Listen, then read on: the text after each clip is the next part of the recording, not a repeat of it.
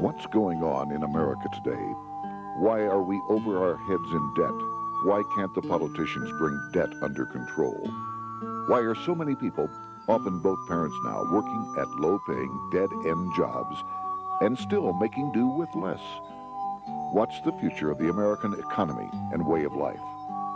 Why does the government tell us inflation is low when the buying power of our paychecks is declining at an alarming rate? Only a generation ago, bread was a quarter, and you could get a new car for $19.95. The problem is that since 1864, we've had a debt-based banking system. All our money is based on government debt. We cannot extinguish government debt without extinguishing our money supply. That's why talk of paying off the national debt without reforming our banking system is an impossibility. That's why the solution does not lie in discussing the size of the national debt, rather it lies in reforming our banking system. This is the Federal Reserve headquarters in Washington. It sits on this very impressive address, right on Constitution Avenue, right across from the Lincoln Memorial. But is it federal? Is it really part of the United States government? Well, what we're about to show you is that there's nothing federal about the Federal Reserve, and there are no reserves. The name is a deception created back before the Federal Reserve Act was passed in 1913 to make Americans think that America's central bank operates in the public interest. The truth is that the Federal Reserve is a private bank owned by private stockholders and run purely for their private profit. That's exactly correct. The Fed is a privately owned for-profit corporation, which again has no reserves, at least no reserves available to back up the Federal Reserve notes, which is our common currency. Oh, absolutely. The Federal Reserve is neither federal and has doubtful reserves. It's a private bank that is owned by member banks. And it was chartered under the guise of deceit by an act of Congress in 1913. If there's still any doubt whether the Federal Reserve is a part of the U.S. government, check your local telephone book. In most cities, it is not listed in the blue government pages. It is listed in the business white pages right next to Federal Express, another private company. But more directly, U.S. courts have ruled time and time again that the Fed is a private corporation. Why can't Congress do something about the Fed? Most members of Congress just don't understand the system, and the few who do are afraid to speak up. For example, initially a veteran congressman from Chicago asked us if he could be interviewed for this video. However, both times our camera crew arrived at his office to do the interview, this was all we were able to film. The congressman never appeared and eventually decided he no longer wanted to participate. But a few others in Congress have been bolder over the years.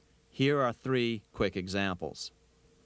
In 1923, Representative Charles A. Lindbergh, a Republican from Minnesota and father of the famed aviator Lucky Lindy, put it this way: the financial system has been turned over to the Federal Reserve Board. That board administers the finance system by authority of a purely profiteering group.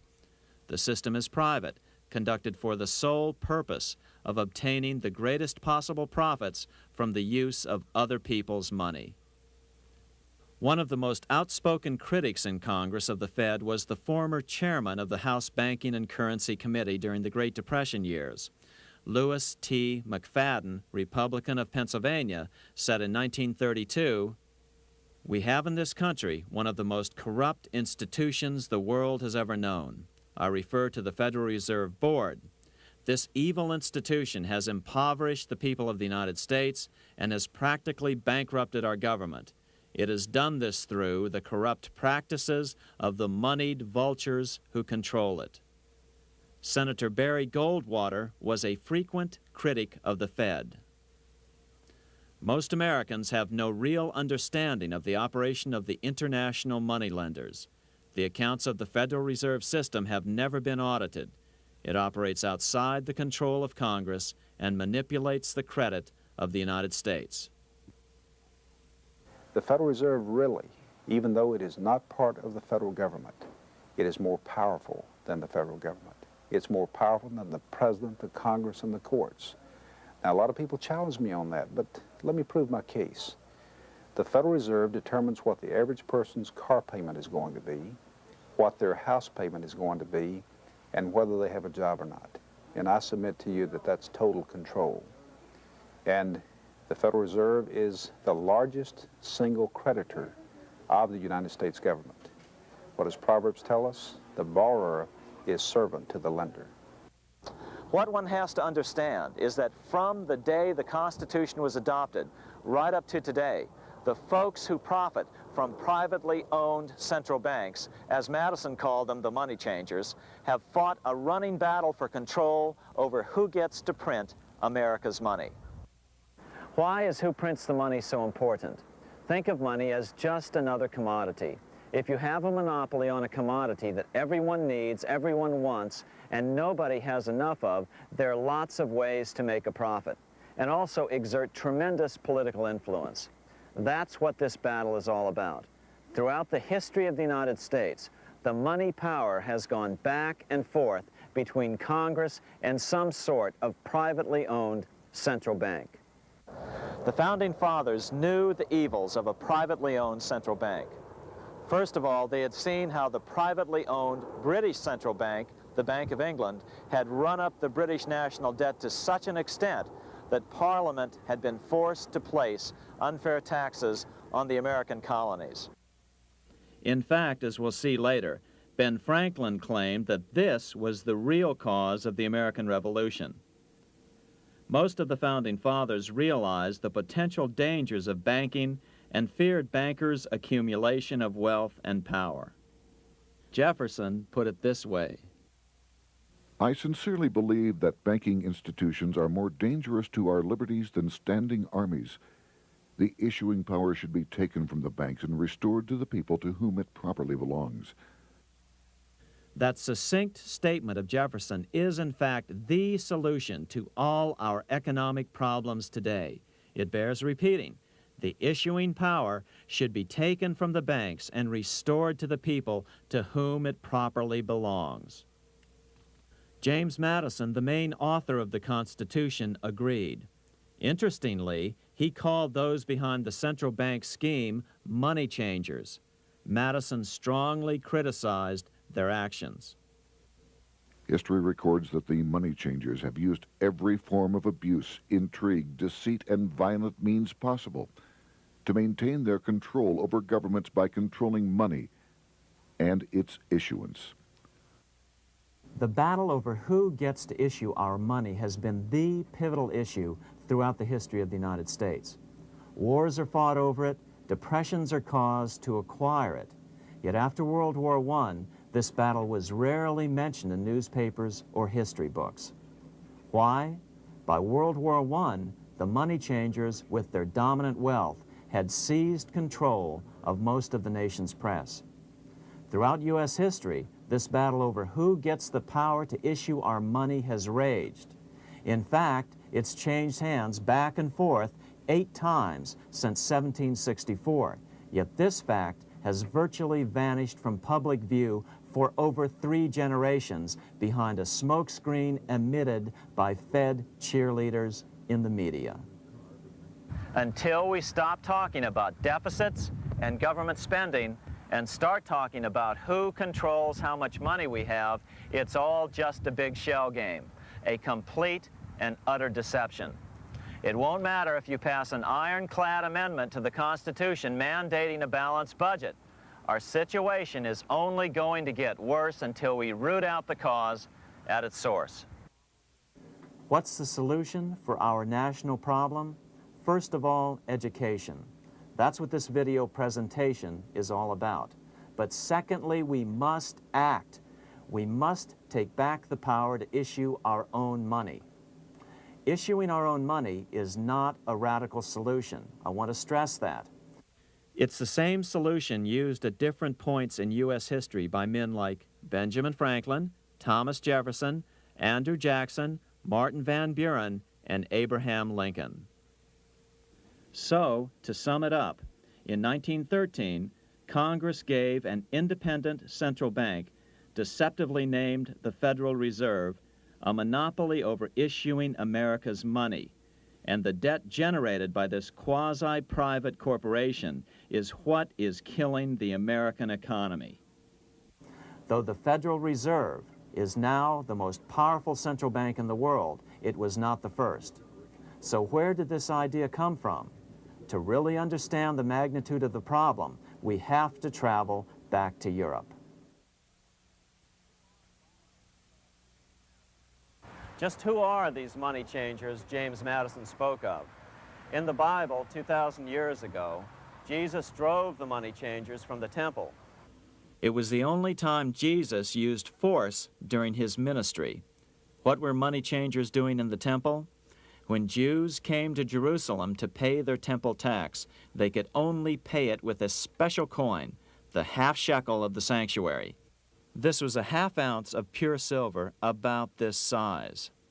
It was the only coin around at that time which was pure silver and of assured weight without the image of a pagan emperor. Therefore, to Jews, the half shekel was the only coin acceptable to God. But these coins were not plentiful.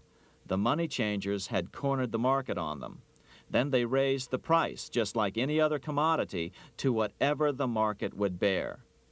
In other words, money changers were making exorbitant profits because they held a virtual monopoly on money.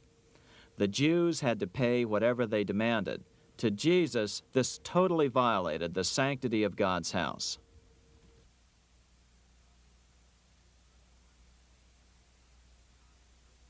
But the money-changing scam did not originate in Jesus' day. 200 years before Christ, Rome was having trouble with money changers. 2 early Roman emperors had tried to diminish the power of the money changers by reforming usury laws and limiting land ownership to 500 acres. They were both assassinated. In 48 BC, Julius Caesar took back the power to coin money from the money changers and minted coins for the benefit of all. With this new, plentiful supply of money, he built great public works projects. By making money plentiful, Caesar won the love of the common man. But the money changers hated him. Some believe this was an important factor in Caesar's assassination.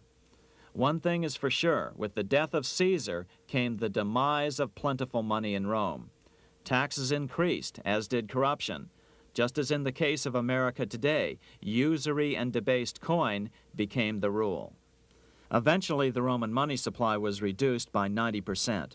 As a result, the common people lost their lands and their homes, just as is about to happen soon in America.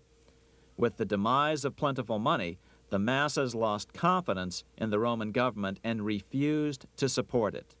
Rome plunged into the gloom of the Dark Ages.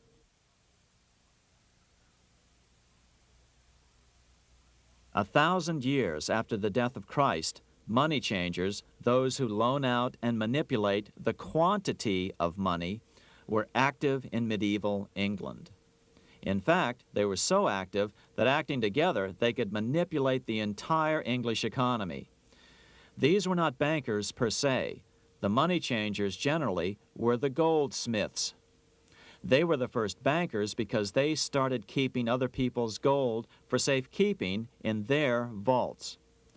The first paper money was merely a receipt for gold left at the goldsmith. Paper money caught on because it was more convenient than carrying around a lot of heavy gold and silver coins. Eventually, goldsmiths noticed that only a small fraction of the depositors ever came in and demanded their gold at any one time. Goldsmiths started cheating on the system. They discovered that they could print more money than they had gold, and usually no one would be the wiser. Then they could loan out this extra money and collect interest on it. This was the birth of fractional reserve banking. That is, loaning out many times more money than you have assets on deposit. So, if $1,000 in gold were deposited with them, they could loan out about $10,000 in paper money and draw interest payments on it, and no one would ever discover the deception. By this means, goldsmiths gradually accumulated more and more wealth and used this wealth to accumulate more and more gold. Today, this practice of loaning out more money than there are reserves is known as fractional reserve banking. Every bank in the United States is allowed to loan out at least 10 times more money than they actually have. That's why they get rich on charging, let's say, 8% interest. It's not really 8% per year, which is their income. It's 80%. That's why bank buildings are always the largest in town. But does that mean that all interest or all banking should be illegal? Hardly. In the Middle Ages, canon law, the law of the Catholic Church, forbade charging interest on loans. This concept followed the teachings of Aristotle and St. Thomas Aquinas. They taught that the purpose of money was to serve the members of society, to facilitate the exchange of goods needed to lead a virtuous life. Interest, in their belief, hindered this purpose by putting an unnecessary burden on the use of money. In other words, interest was contrary to reason and justice. Reflecting church law in the Middle Ages, Europe forbade charging interest on loans and made it a crime called usury. As commerce grew, and therefore opportunities for investment arose in the late Middle Ages, it came to be recognized that to loan money had a cost for the lender, both in risk and in lost opportunity. So some charges were allowed, but not interest per se. But all moralists, no matter what religion, condemn fraud, oppression of the poor, and injustice as clearly immoral. As we will see, fractional reserve lending is rooted in a fraud, results in widespread poverty, and reduces the value of everyone else's money. The ancient goldsmiths discovered that extra profits could be made by rowing the economy between easy money and tight money. When they made money easier to borrow, then the amount of money in circulation expanded. Money was plentiful. People took out more loans to expand their businesses. But then the money changers would tighten the money supply. They would make loans more difficult to get. What would happen? Just what happens today. A certain percentage of people could not repay their previous loans and could not take out new loans to repay the old ones.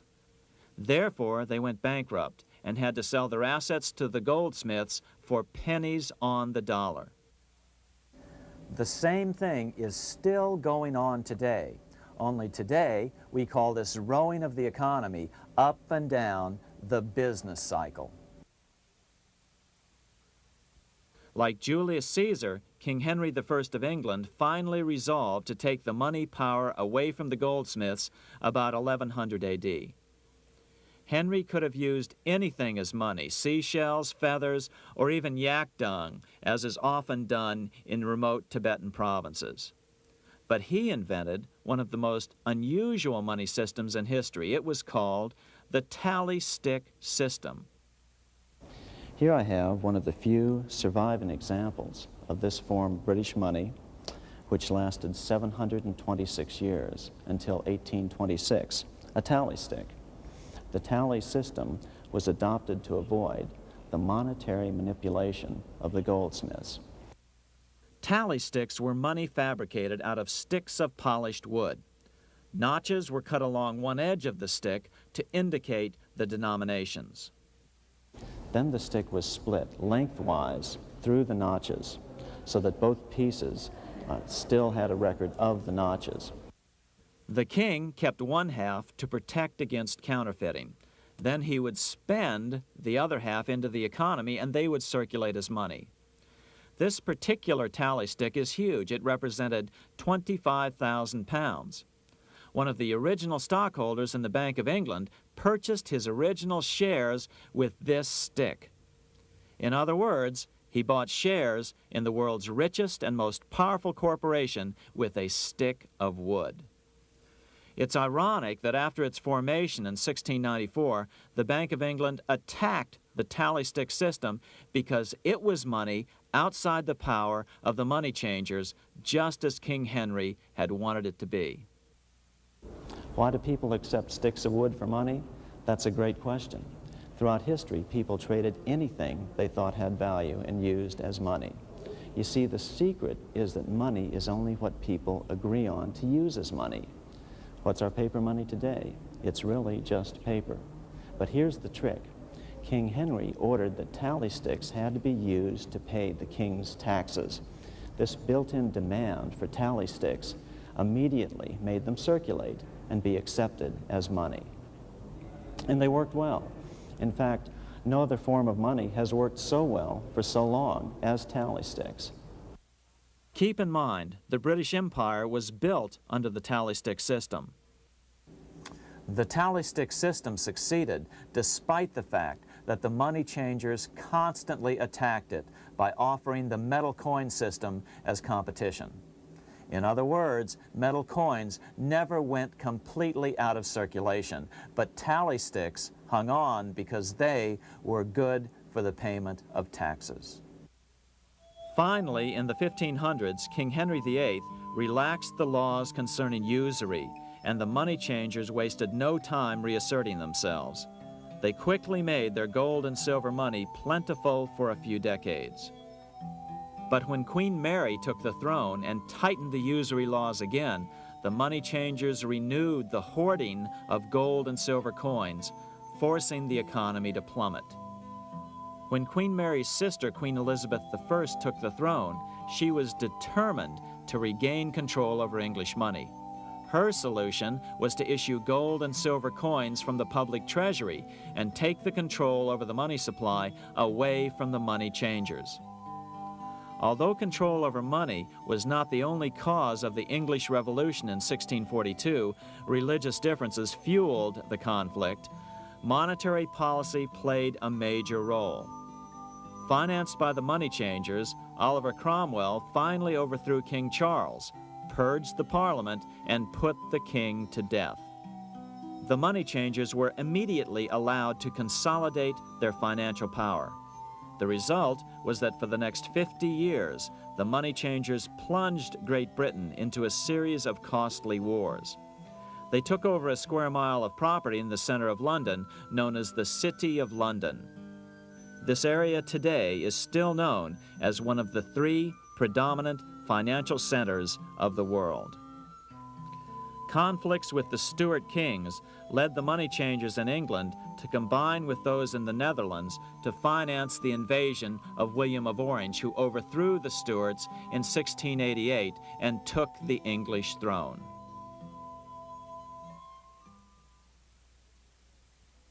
By the end of the 1600s, England was in financial ruin.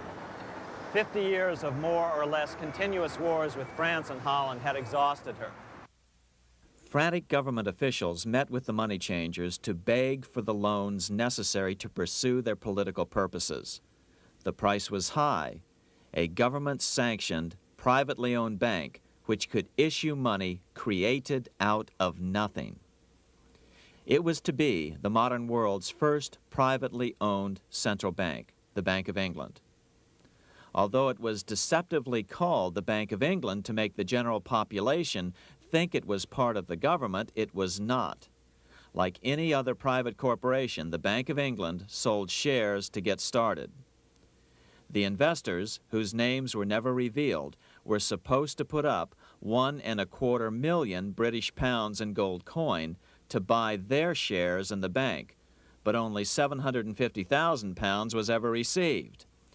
Despite that, the bank was duly chartered in 1694 and started out in the business of loaning out several times the money it supposedly had in reserves, all at interest. In exchange, the new bank would loan British politicians as much of the new currency as they wanted, as long as they secured the debt by direct taxation of the British people. So, legalization of the Bank of England amounted to nothing less than legal counterfeiting of a national currency for private gain. Unfortunately, nearly every nation now has a privately controlled central bank using the Bank of England as the basic model. Such is the power of these central banks that they soon take total control over a nation's economy. It soon amounts to nothing but a plutocracy, rule by the rich. It would be like putting control of the army in the hands of the mafia. The danger of tyranny would be extreme. Yes, we need central banks. No, we do not need them in private hands. The central bank scam is really a hidden tax. The nation sells bonds to the central bank to pay for things it does not have the political will to raise taxes to pay for. But the bonds are purchased with money the central bank creates out of nothing. More money in circulation makes your money worth less. The government gets as much money as it needs, and the people pay for it in inflation. The beauty of the plan is that not one person in 1,000 can figure it out because it's usually hidden behind complex-sounding economics gibberish. With the formation of the Bank of England, the nation was soon awash in money. Prices throughout the country doubled. Massive loans were granted for just about any wild scheme. One venture proposed to drain the Red Sea to recover gold supposedly lost when the Egyptian army drowned pursuing Moses and the Israelites. By 1698, government debt grew from the initial £1.25 million to £16 million. Naturally, taxes were increased and then increased again to pay for all of this. With the British money supply firmly in their grip, the British economy began a wild roller coaster series of booms and depressions, exactly the sort of thing a central bank claims it is determined to prevent. There are two things which I think are intrinsic not just to the Bank of England, but to central banking generally. The first is an involvement in the formulation of monetary policy with the specific objective of achieving monetary stability. However, since the Bank of England took control, the British pound has rarely been stable. Now let's take a look at the role of the Rothschild family, the family said to be the wealthiest in the world.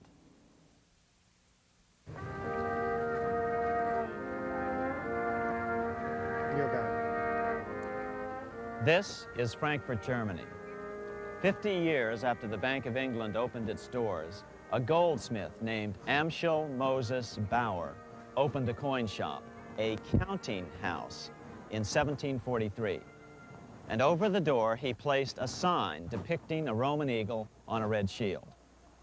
The shop became known as the Red Shield Firm, or in German, Rothschild. When his son, Amschel Meyer Bauer, inherited the business, he decided to change his name to Rothschild. Amschel soon learned that loaning money to governments and kings was more profitable than loaning to private individuals.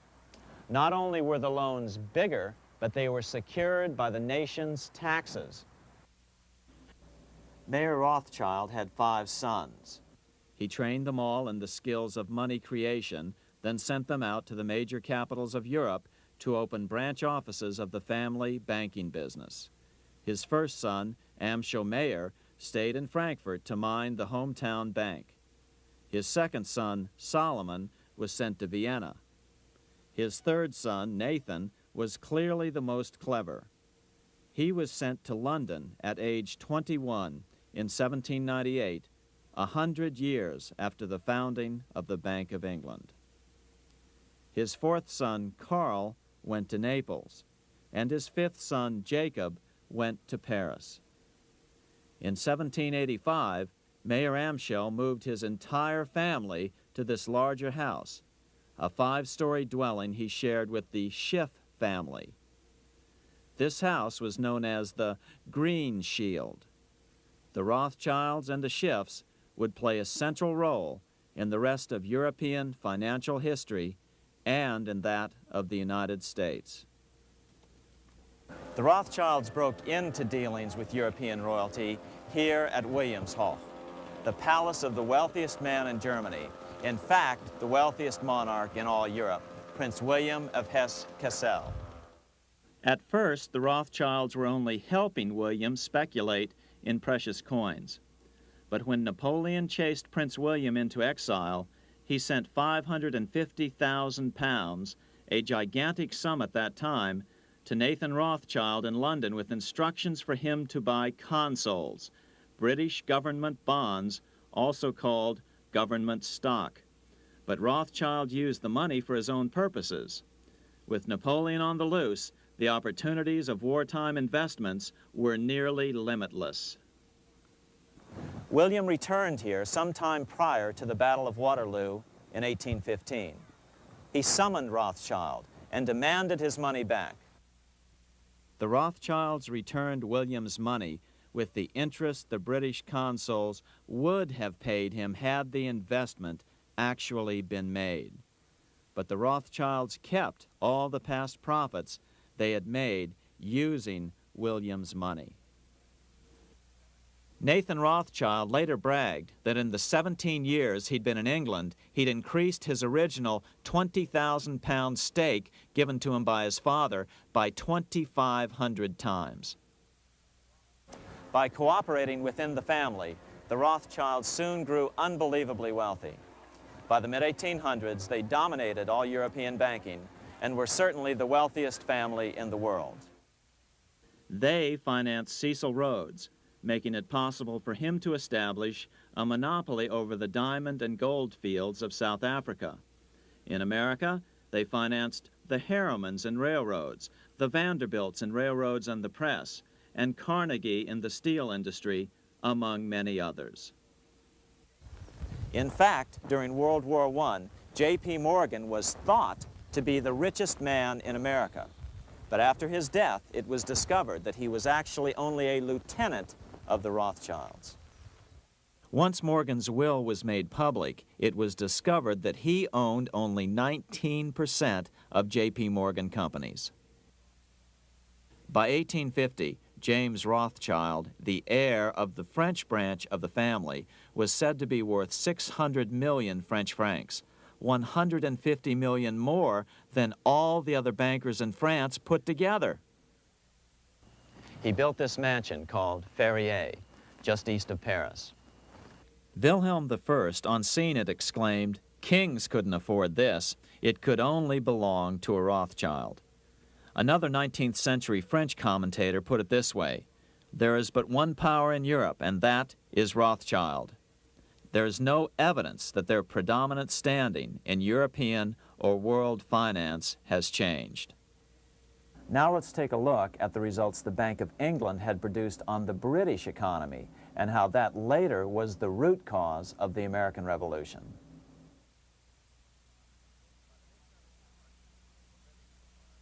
By the mid-1700s, the British Empire was nearing its height of power around the world.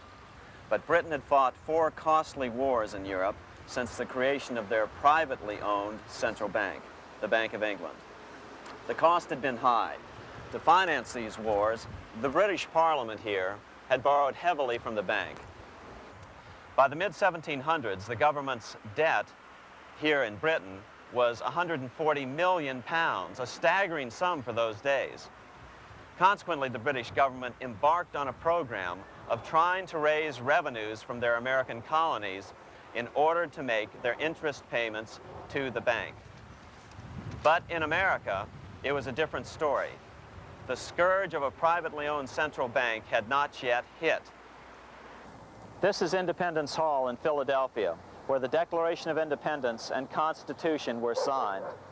In the mid-1700s, pre-revolutionary America was still relatively poor. There was a severe shortage of precious metal coins to trade for goods, so the early colonists were forced to experiment with printing their own homegrown paper money. Some of these experiments were successful. Franklin was a big supporter of the colonies printing their own paper money. In 1757, Franklin was sent to London. He ended up staying for the next 18 years here, nearly until the start of the American Revolution. During this period, the American colonies began to issue their own money. Called colonial scrip, the endeavor was very successful. It provided a reliable medium of exchange, and it also helped to provide a feeling of unity between the colonies. Remember, colonial scrip was just paper money, debt-free money, printed in the public interest, and not backed by gold or silver coin. In other words, it was a totally fiat currency. One day, officials of the Bank of England asked Franklin how he would account for the newfound prosperity of the colonies. Without hesitation, he replied, "That is simple. In the colonies, we issue our own money. It is called colonial scrip. We issue it in proper proportion to the demands of trade and industry to make the products pass easily from the producers to the consumers. In this manner, creating for ourselves our own paper money, we control its purchasing power, and we have no interest to pay to no one." This was just common sense to Franklin, but you can imagine the impact it had on the Bank of England. America had learned the secret of money, and that genie had to be returned to its bottle as soon as possible.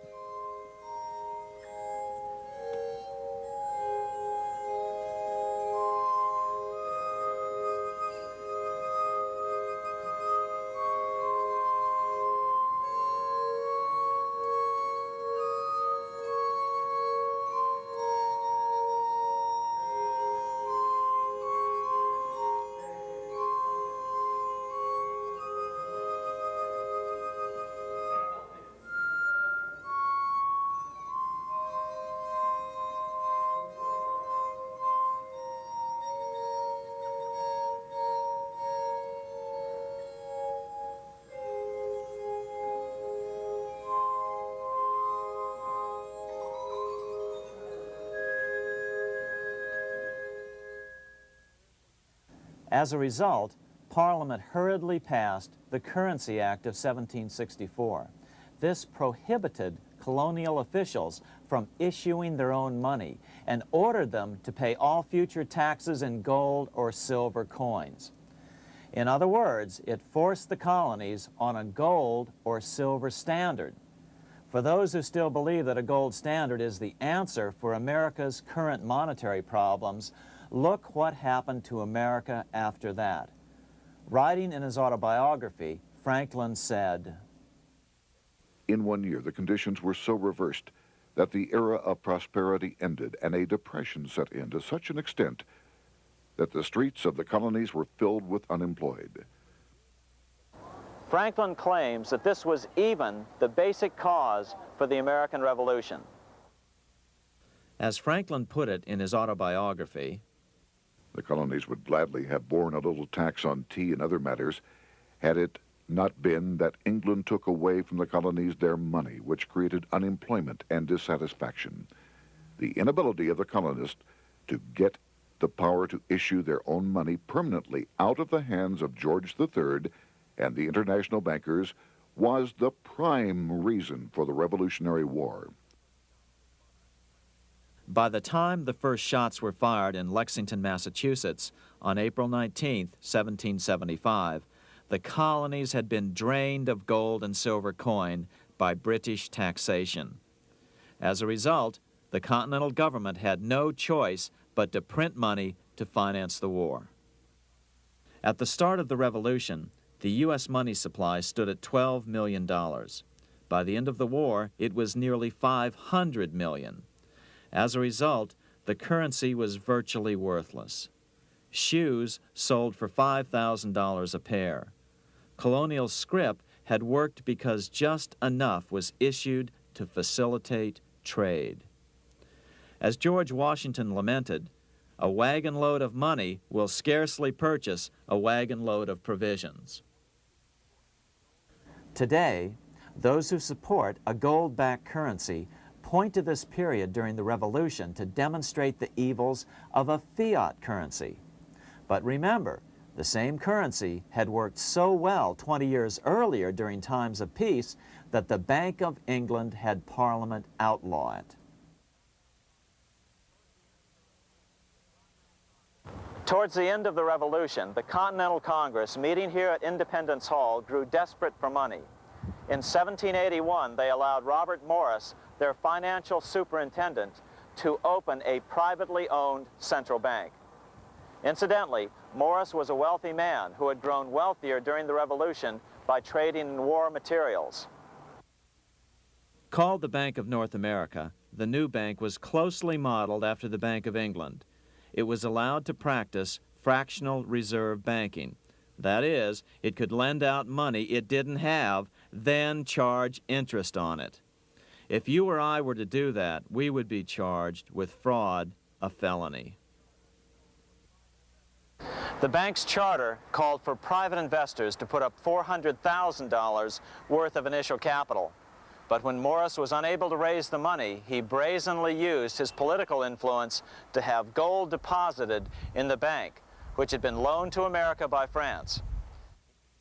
He then loaned this money to himself and his friends to reinvest in shares of the bank. And, like the Bank of England, the bank was given a monopoly over the national currency. Soon the dangers became clear. The value of American currency continued to plummet. So, 4 years later, in 1785, the bank's charter was not renewed. The leader of the effort to kill the bank, William Findley of Pennsylvania, explained the problem this way, quote, "This institution, having no principle but that of avarice, will never be varied in its object, to engross all the wealth, power, and influence of the state." The men behind the Bank of North America, Alexander Hamilton, Robert Morris, and the bank's president, Thomas Weiling, did not give up.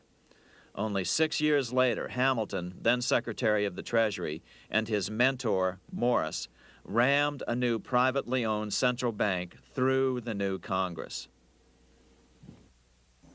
Called the first bank of the United States, Thomas Weiling again served as the bank's president. The players were the same, only the name of the bank was changed.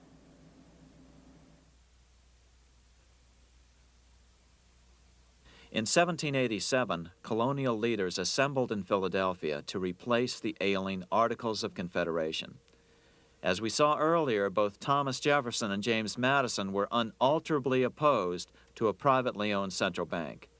They had seen the problems caused by the Bank of England. They wanted nothing of it.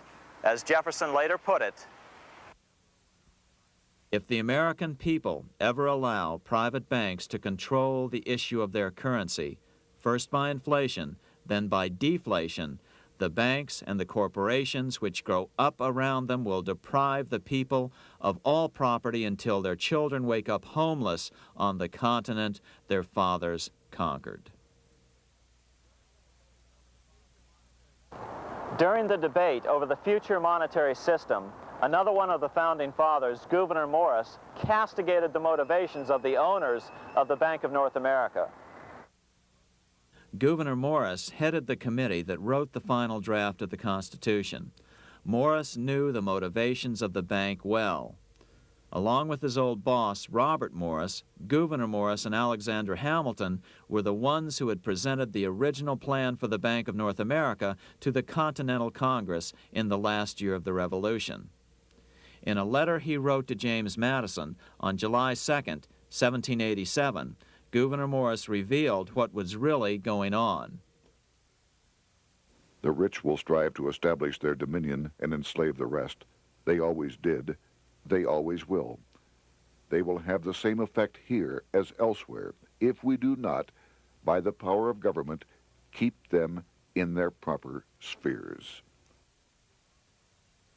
Despite the defection of Gouverneur Morris from the ranks of the bank, Hamilton, Robert Morris, Thomas Weiling, and their European backers were not about to give up.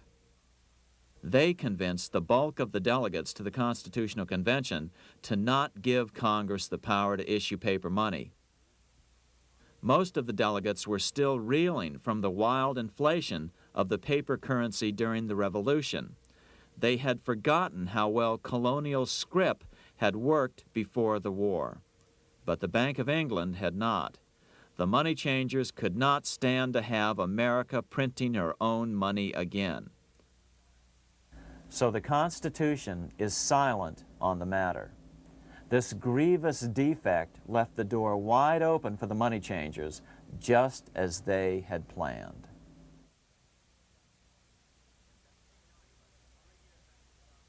In 1790, less than 3 years after the Constitution had been signed, the money changers struck again. The newly appointed first Secretary of the Treasury, Alexander Hamilton, proposed a bill to the Congress calling for a new, privately owned central bank. Coincidentally, that was the very year that Amschel Rothschild made his pronouncement from his flagship bank in Frankfurt. Let me issue and control a nation's money, and I care not who writes the laws. Alexander Hamilton was a tool of the international bankers, and he wanted to create the U.S. Bank, the BUS, or the Bank of the United States, and did so. Interestingly, one of Hamilton's first jobs after graduating from law school in 1782 was as an aide to Robert Morris, the head of the Bank of North America.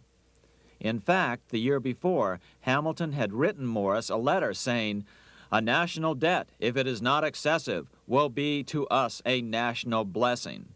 A blessing to whom? After a year of intense debate, in 1791, Congress passed the bill and gave it a 20-year charter. The new bank was to be called the First Bank of the United States, or BUS. Here we are in front of the First Bank of the United States in Philadelphia. The bank was given a monopoly on printing U.S. currency, even though 80% of its stock would be held by private investors. The other 20% would be purchased by the U.S. government. But the reason was not to give the government a piece of the action. It was to provide the capital for the other 80% owners. As with the old Bank of North America and the Bank of England before that, the stockholders never paid the full amount for their shares. The U.S. government put up their initial $2 million in cash. Then the bank, through the old magic of fractional reserve lending, made loans to its charter investors so they could come up with the remaining $8 million of capital needed for this risk-free investment.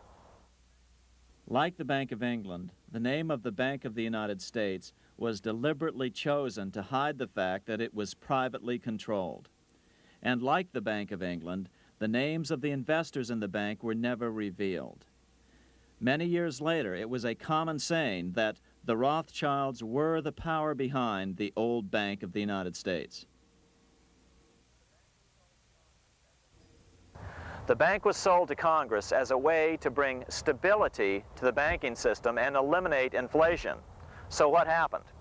Over the first 5 years, the U.S. government borrowed $8.2 million from the Bank of the United States.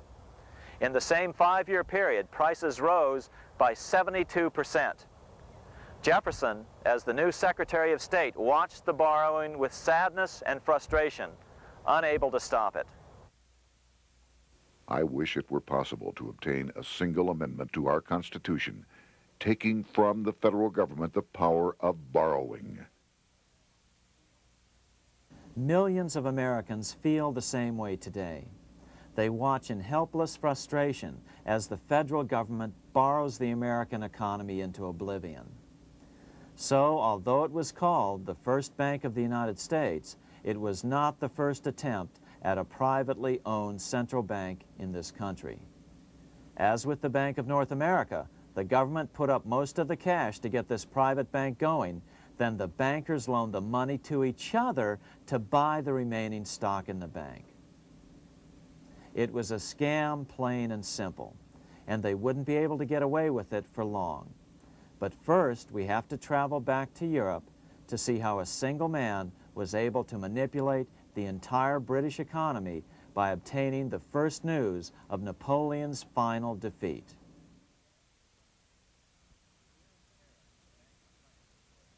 Here in Paris, the Bank of France was organized in 1800, just like the Bank of England. But Napoleon decided France had to break free of debt, and he never trusted the Bank of France. He declared that when a government is dependent upon bankers for money, the bankers, not the leaders of the government, are in control. The hand that gives is above the hand that takes. Money has no motherland. Financiers are without patriotism and without decency. Their sole object is gain. Back in America, unexpected help was about to arrive. In 1800, Thomas Jefferson narrowly defeated John Adams to become the third president of the United States.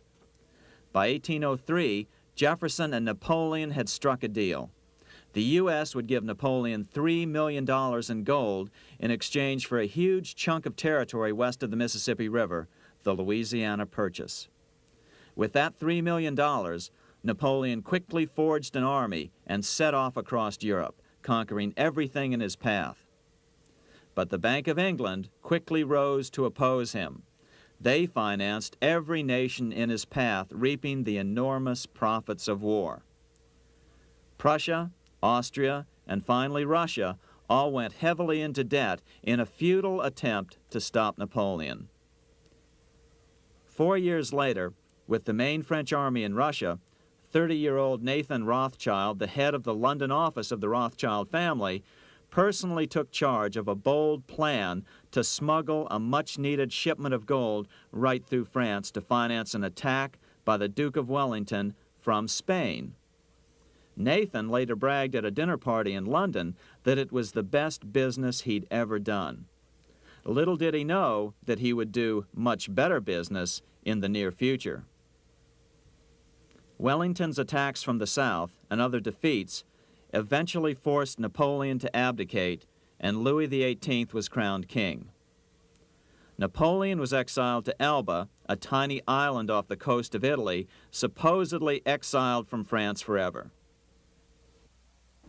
While Napoleon was in exile on Elba, temporarily defeated by England with the financial help of the Rothschilds, America was trying to break free of its central bank as well.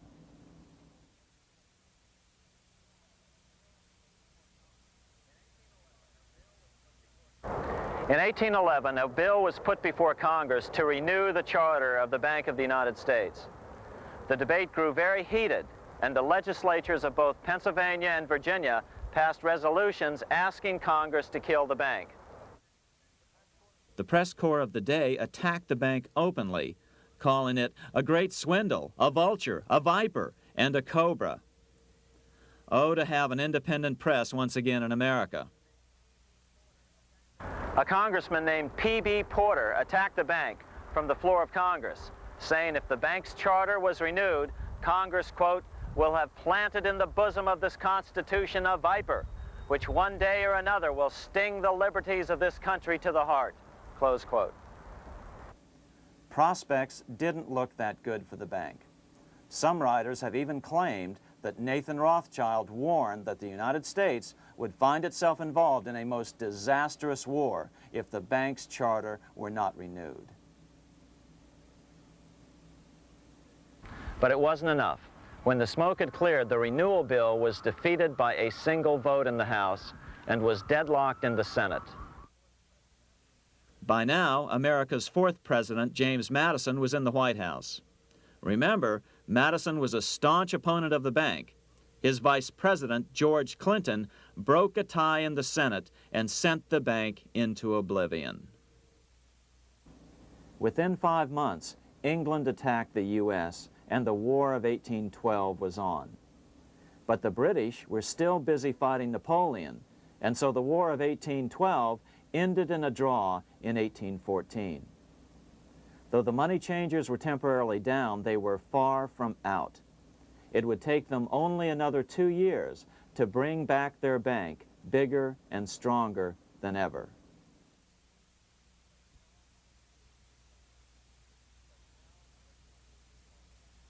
But now let's return to Napoleon, because nothing else in history more aptly demonstrates the ingenuity of the Rothschild family than their control of the British stock market after Waterloo.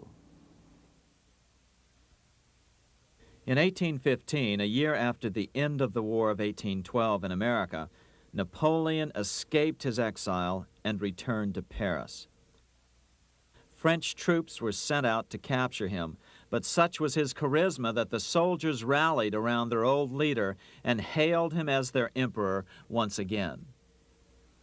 In March of 1815, Napoleon equipped an army which Britain's Duke of Wellington defeated less than 90 days later at Waterloo. Some writers claim Napoleon borrowed £5 million from the Bank of England to rearm. But it appears these funds actually came from the Ouvard banking house in Paris. Nevertheless, from about this point on, it was not unusual for privately controlled central banks to finance both sides in a war. Why would a central bank finance opposing sides in a war? Because war is the biggest debt generator of them all. A nation will borrow any amount for victory. The ultimate loser is loaned just enough to hold out the vain hope of victory, and the ultimate winner is given enough to win. Besides, such loans are usually conditioned upon the guarantee that the victor will honor the debts of the vanquished.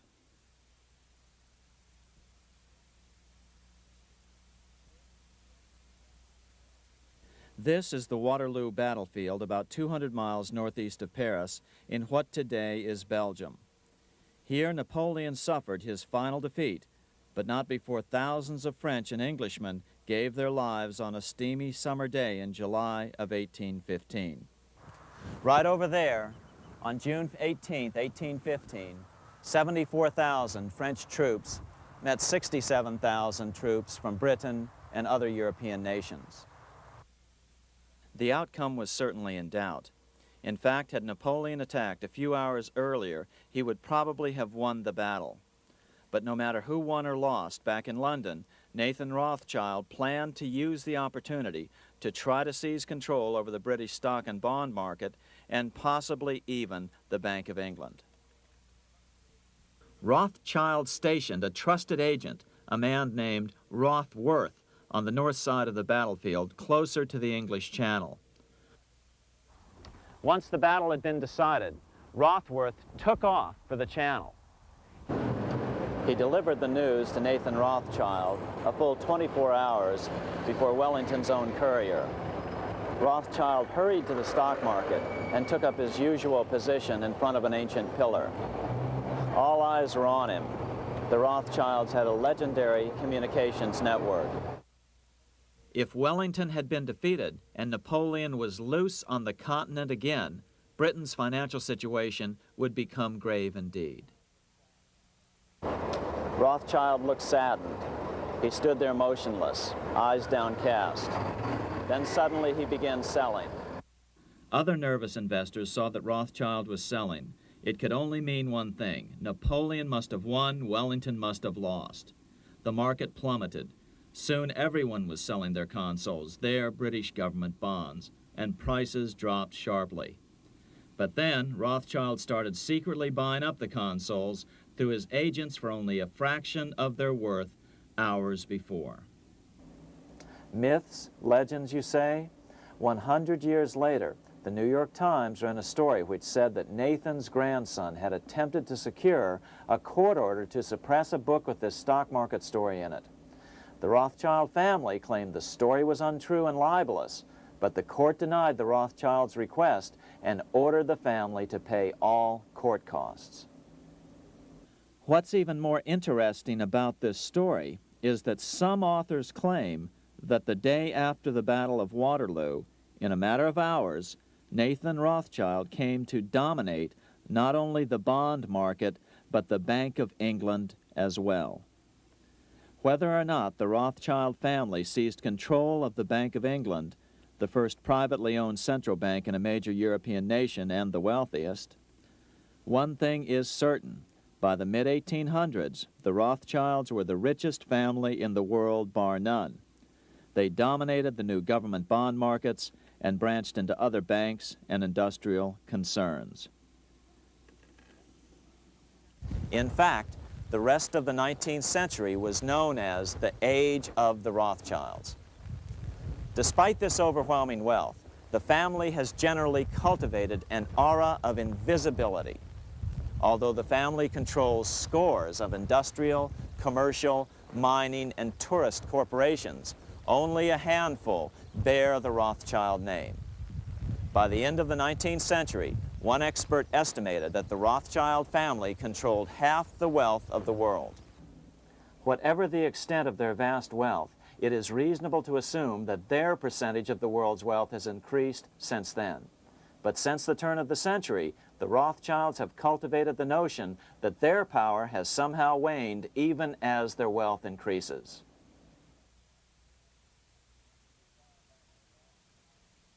Meanwhile, back in Washington in 1816, just 1 year after Waterloo and Rothschild's alleged takeover of the Bank of England, the American Congress passed a bill permitting yet another privately owned central bank. This bank was called the Second Bank of the United States. The new bank's charter was a copy of the previous banks. The U.S. government would own 20% of the shares of the bank.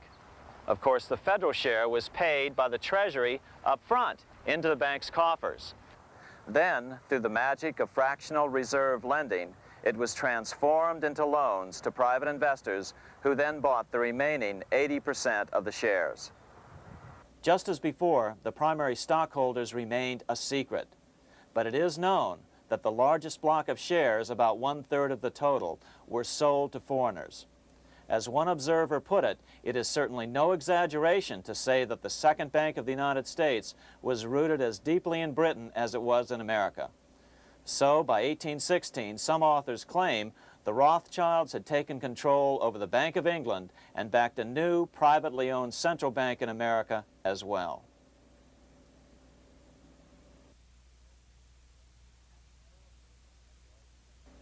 After 12 years of manipulations of the U.S. economy on the part of the Second Bank of the U.S., the American people had had just about enough. Opponents of the bank nominated a dignified senator from Tennessee, Andrew Jackson, the hero of the Battle of New Orleans, to run for president. This is his home, the Hermitage. No one gave Jackson a chance initially. The bank had long ago learned how the political process could be controlled with money. To the surprise and dismay of the money changers, Jackson was swept into office in 1828. Jackson was determined to kill the bank at the first opportunity and wasted no time in trying to do so. But the bank's 20-year charter didn't come up for renewal until 1836, the last year of his second term, if he could survive that long. During his first term, Jackson contented himself with rooting out the bank's many minions from government service. He fired 2,000 of the 11,000 employees of the federal government. In 1832, with his re-election approaching, the bank struck an early blow, hoping Jackson would not want to stir up controversy. They asked Congress to pass a renewal bill 4 years early. Naturally, Congress complied, then sent it to the president for signing. But Jackson weighed in with both feet. Old Hickory, never a coward, vetoed the bill. His veto message is one of the great American documents.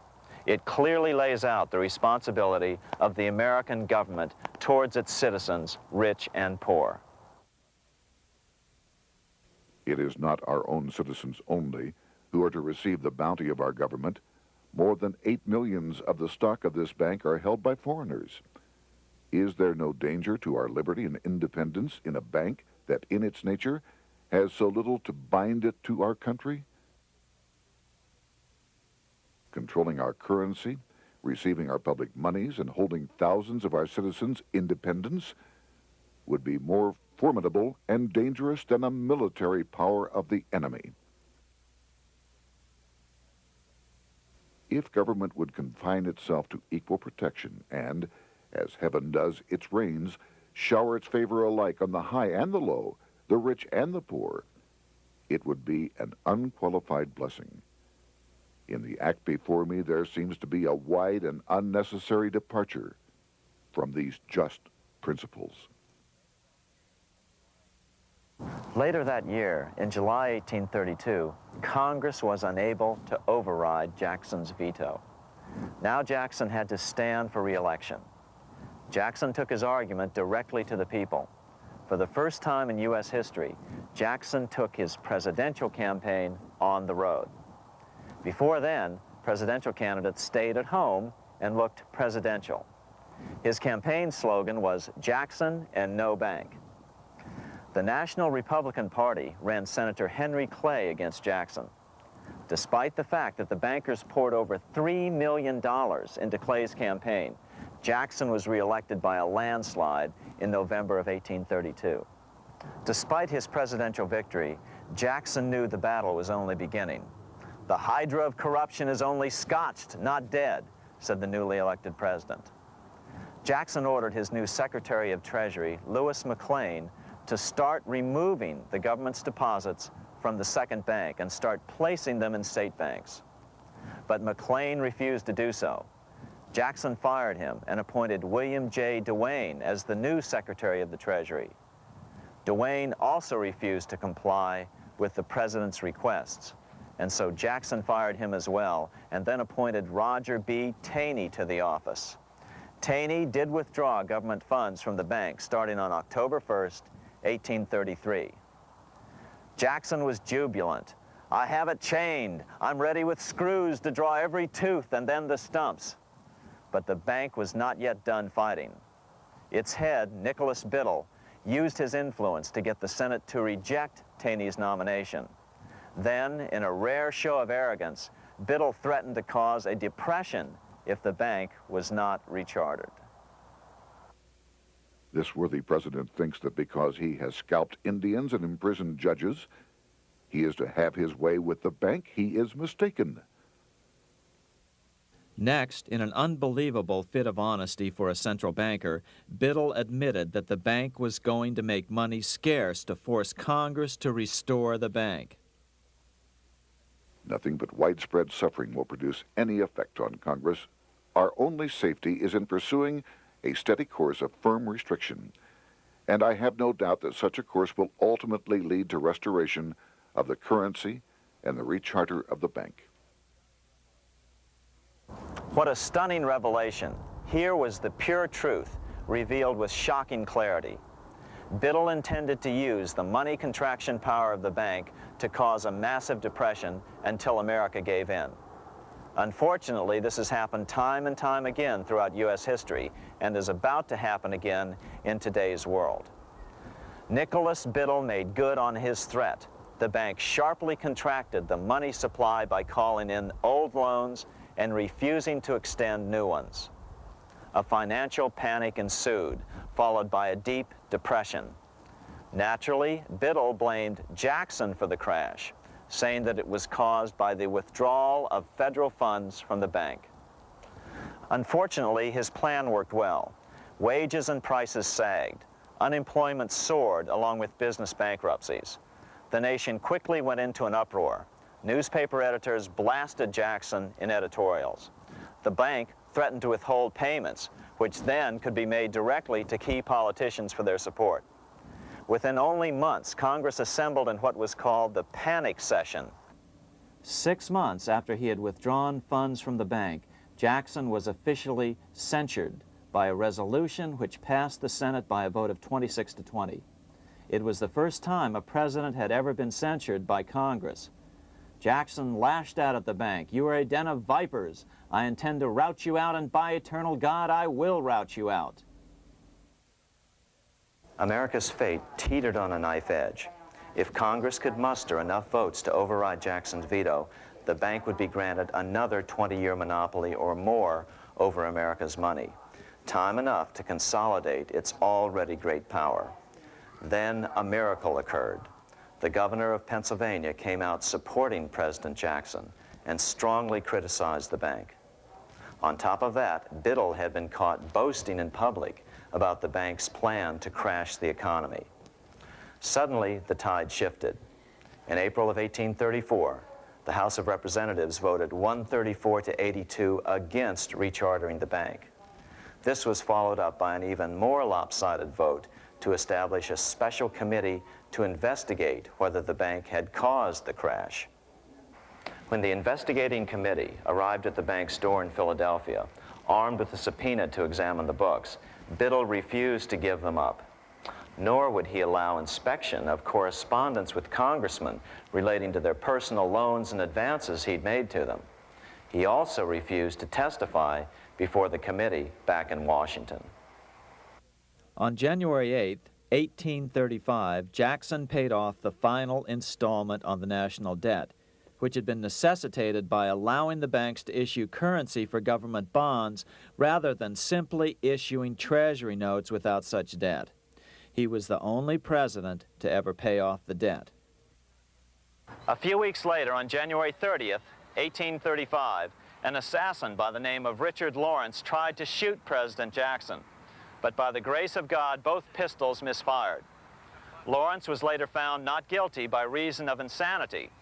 After his release, he bragged to friends that powerful people in Europe had put him up to the task and promised to protect him if he were caught.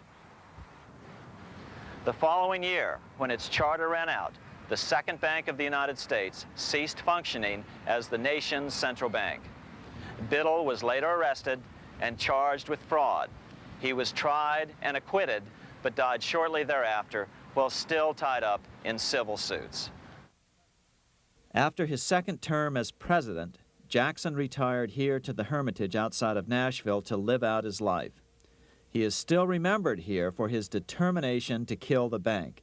In fact, he killed it so well that it took the money changers 77 years to undo the damage.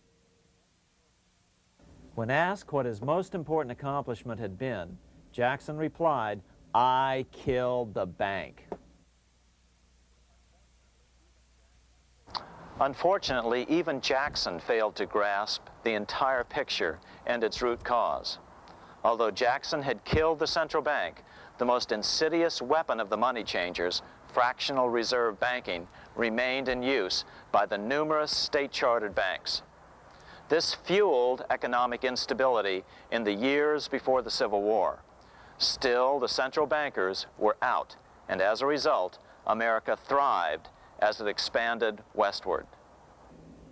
During this time, the principal money changers struggled to regain their lost centralized power, but to no avail. Then, finally, they reverted to the old central bankers' formula: war to create debt and dependency. If they couldn't get their central bank any other way, America could be brought to its knees by plunging it into a civil war, just as they had done in 1812 after the first Bank of the United States was not rechartered. 1 month after the inauguration of Abraham Lincoln, the first shots of the American Civil War were fired here at Fort Sumter, South Carolina, on April 12, 1861. Certainly slavery was a cause for the Civil War, but not the primary cause. Lincoln knew that the economy of the South depended upon slavery, and so before the Civil War, he had no intention of eliminating it. Lincoln had put it this way in his inaugural address only 1 month earlier. I have no purpose, directly or indirectly, to interfere with the institution of slavery in the states where it now exists. I believe I have no lawful right to do so, and I have no inclination to do so. Even after the first shots were fired here at Fort Sumter, Lincoln continued to insist that the Civil War was not about the issue of slavery. My paramount objective is to save the Union, and it is not either to save or destroy slavery. If I could save the Union without freeing any slave, I would do it. So what was the Civil War all about? There were many factors at play. Northern industrialists had used protective tariffs to prevent the southern states from buying cheaper European goods. Europe retaliated by stopping cotton imports from the South. The southern states were in a double financial bind. They were forced to pay more for most of the necessities of life, while their income from cotton exports plummeted. The South was angry. But there were other factors at work. The money changers were still stung by America's withdrawal from their control 25 years earlier. Since then, America's wildcat economy had made the nation rich, a bad example for the rest of the world. The central bankers now saw an opportunity to split the rich new nation, to divide and conquer by war. Was this just some sort of wild conspiracy theory at the time? Well, let's take a look at what a well-placed observer of the scene had to say at the time. His name was Otto von Bismarck, Chancellor of Germany, the man who united the German states a few years later. The division of the United States into federations of equal force was decided long before the Civil War by the high financial powers of Europe. These bankers were afraid that the United States, if they remained as one bloc and as one nation, would attain economic and financial independence which would upset their financial domination over the world. Within months after the first shots here at Fort Sumter, the central bankers loaned Napoleon III of France, the nephew of the Waterloo Napoleon, 210 million francs to seize Mexico and station troops along the southern border of the U.S., taking advantage of their war to violate the Monroe Doctrine and return Mexico to colonial rule. No matter what the outcome of the Civil War, a weakened America, heavily indebted to the money changers, would open up Central and South America once again to European colonization and domination. The very thing America's Monroe Doctrine had forbade in 1823. At the same time, Great Britain moved 11,000 troops into Canada and positioned them menacingly along America's northern border.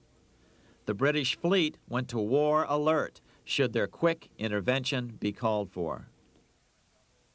Lincoln knew he was in a double bind.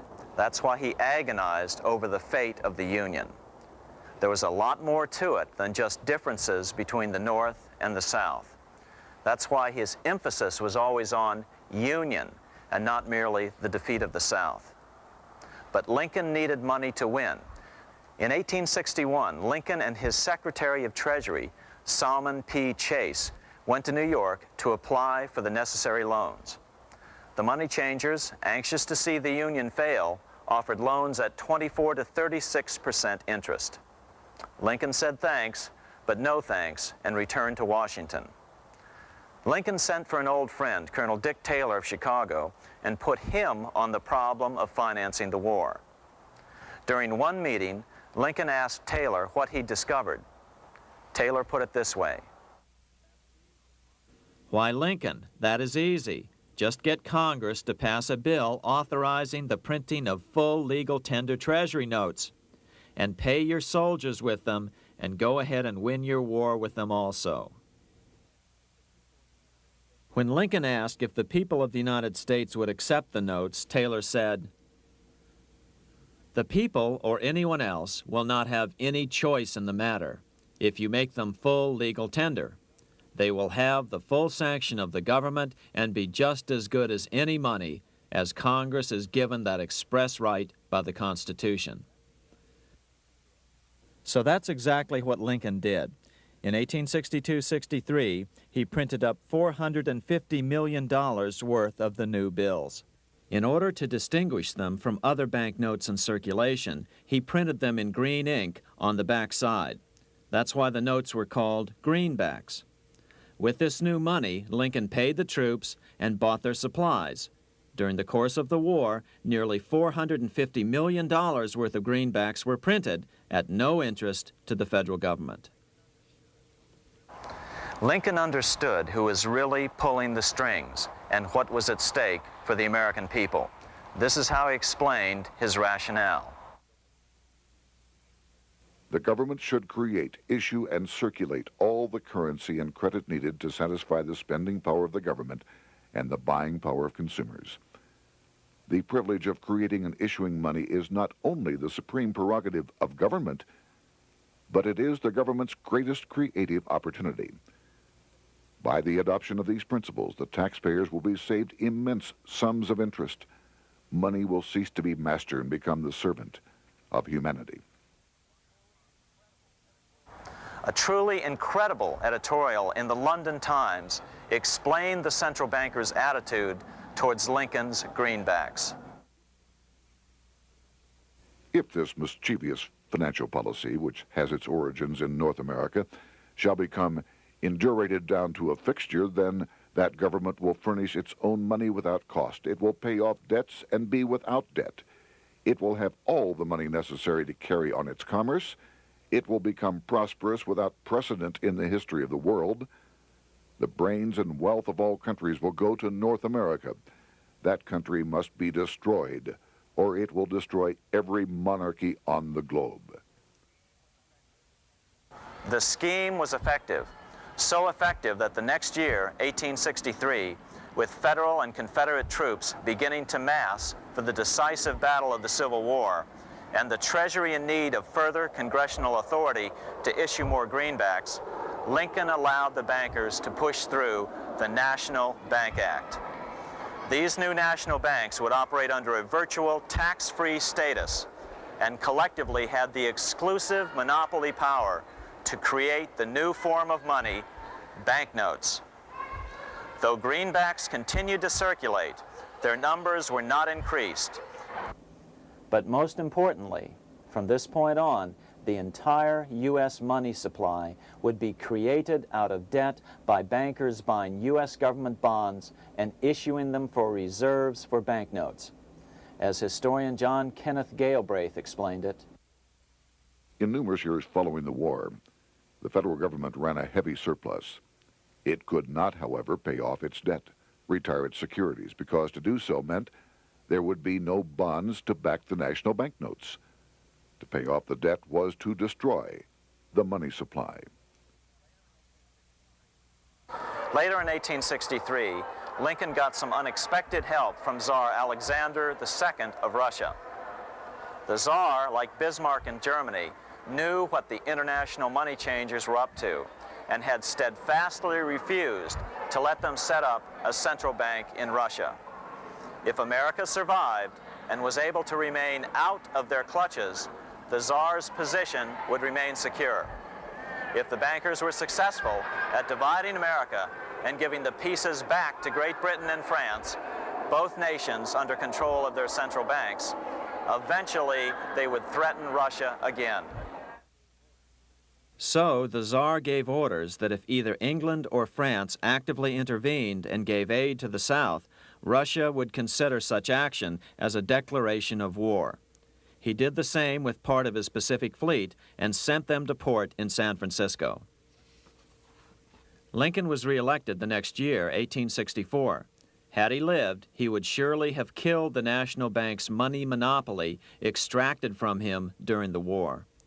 On November 21, 1864, he wrote a friend the following: The money power preys upon the nation in times of peace and conspires against it in times of adversity. It is more despotic than monarchy, more insolent than autocracy, more selfish than bureaucracy. Shortly before Lincoln was murdered, his former Secretary of Treasury, Salmon P. Chase, bemoaned his role in helping secure the passage of the National Banking Act only 1 year earlier. My agency in promoting the passage of the National Banking Act was the greatest financial mistake in my life. It has built up a monopoly which affects every interest in the country. On April 14, 1865, 41 days after his second inauguration and just 5 days after Lee surrendered to Grant at Appomattox, Lincoln was shot by John Wilkes Booth at Ford's Theater. Bismarck, Chancellor of Germany, lamented the death of Abraham Lincoln. The death of Lincoln was a disaster for Christendom. There was no man in the United States great enough to wear his boots. I fear that foreign bankers, with their craftiness and torturous tricks, will entirely corrupt the exuberant riches of America and use it systematically to corrupt modern civilization. They will not hesitate to plunge the whole of Christendom into wars and chaos in order that the earth should become their inheritance.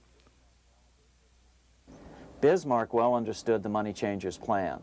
Allegations that international bankers were responsible for Lincoln's assassination surfaced in Canada 70 years later in 1934. Gerald G. McGeer, a popular and well-respected Canadian attorney, revealed this stunning charge in a 5-hour speech before the Canadian House of Commons, blasting Canada's debt-based money system. Remember, it was 1934, the height of the Great Depression, which was ravaging Canada as well. McGeer had obtained evidence deleted from the public record, provided to him by Secret Service agents at the trial of John Wilkes Booth after Booth's death. McGeer said it showed that Booth was a mercenary working for the international bankers. According to an article in the Vancouver Sun of May 2nd, 1934, Abraham Lincoln, the martyred emancipator of the slaves, was assassinated through the machinations of a group representative of the international bankers who feared the United States president's national credit ambitions. There was only one group in the world at that time who had any reason to desire the death of Lincoln. They were the men opposed to his national currency program and who had fought him throughout the whole Civil War on his policy of greenback currency. Interestingly, McGeer claimed that Lincoln was assassinated not only because international bankers wanted to reestablish a central bank in America, but because they also wanted to base America's currency on gold. Gold they controlled. In other words, put America on a gold standard. Lincoln had done just the opposite by issuing U.S. notes, greenbacks, which were based purely on the good faith and credit of the United States. The article quoted McGeer as saying, "They were the men interested in the establishment of the gold standard and the right of the bankers to manage the currency and credit of every nation in the world. With Lincoln out of the way, they were able to proceed with that plan and did proceed with it in the United States. Within 8 years after Lincoln's assassination, silver was demonetized and the gold standard money system set up in the United States." Not since Lincoln has the U.S. issued debt-free United States notes. These red-sealed bills, which were issued in 1963, were not a new issue from President Kennedy, but merely the old greenbacks reissued year after year. In another act of folly and ignorance, the 1994 Regal Act actually authorized the replacement of Lincoln's greenbacks with debt-based notes. In other words, greenbacks were in circulation in the United States until 1994. Why was silver bad for the bankers and gold good? Simple. Because silver was plentiful in the United States. It was very hard to control. Gold was, and always has been, scarce. Throughout history, it has been relatively easy to monopolize gold, but silver has historically been 15 times more plentiful. With Lincoln out of the way, the money changers' next objective was to gain complete control over America's money. This was no easy task. With the opening of the American West, silver had been discovered in huge quantities. On top of that, Lincoln's greenbacks were generally popular. Despite the European central bankers' deliberate attacks on greenbacks, they continued to circulate in the United States, in fact, until a few years ago. According to historian W. Cleon Skousen, right after the Civil War, there was considerable talk about reviving Lincoln's brief experiment with the constitutional monetary system. Had not the European Money Trust intervened, it would have no doubt become an established institution. It is clear that the concept of America printing her own debt-free money sent shockwaves throughout the European central banking elite. They watched with horror as Americans clamored for more greenbacks. They may have killed Lincoln, but support for his monetary ideas grew.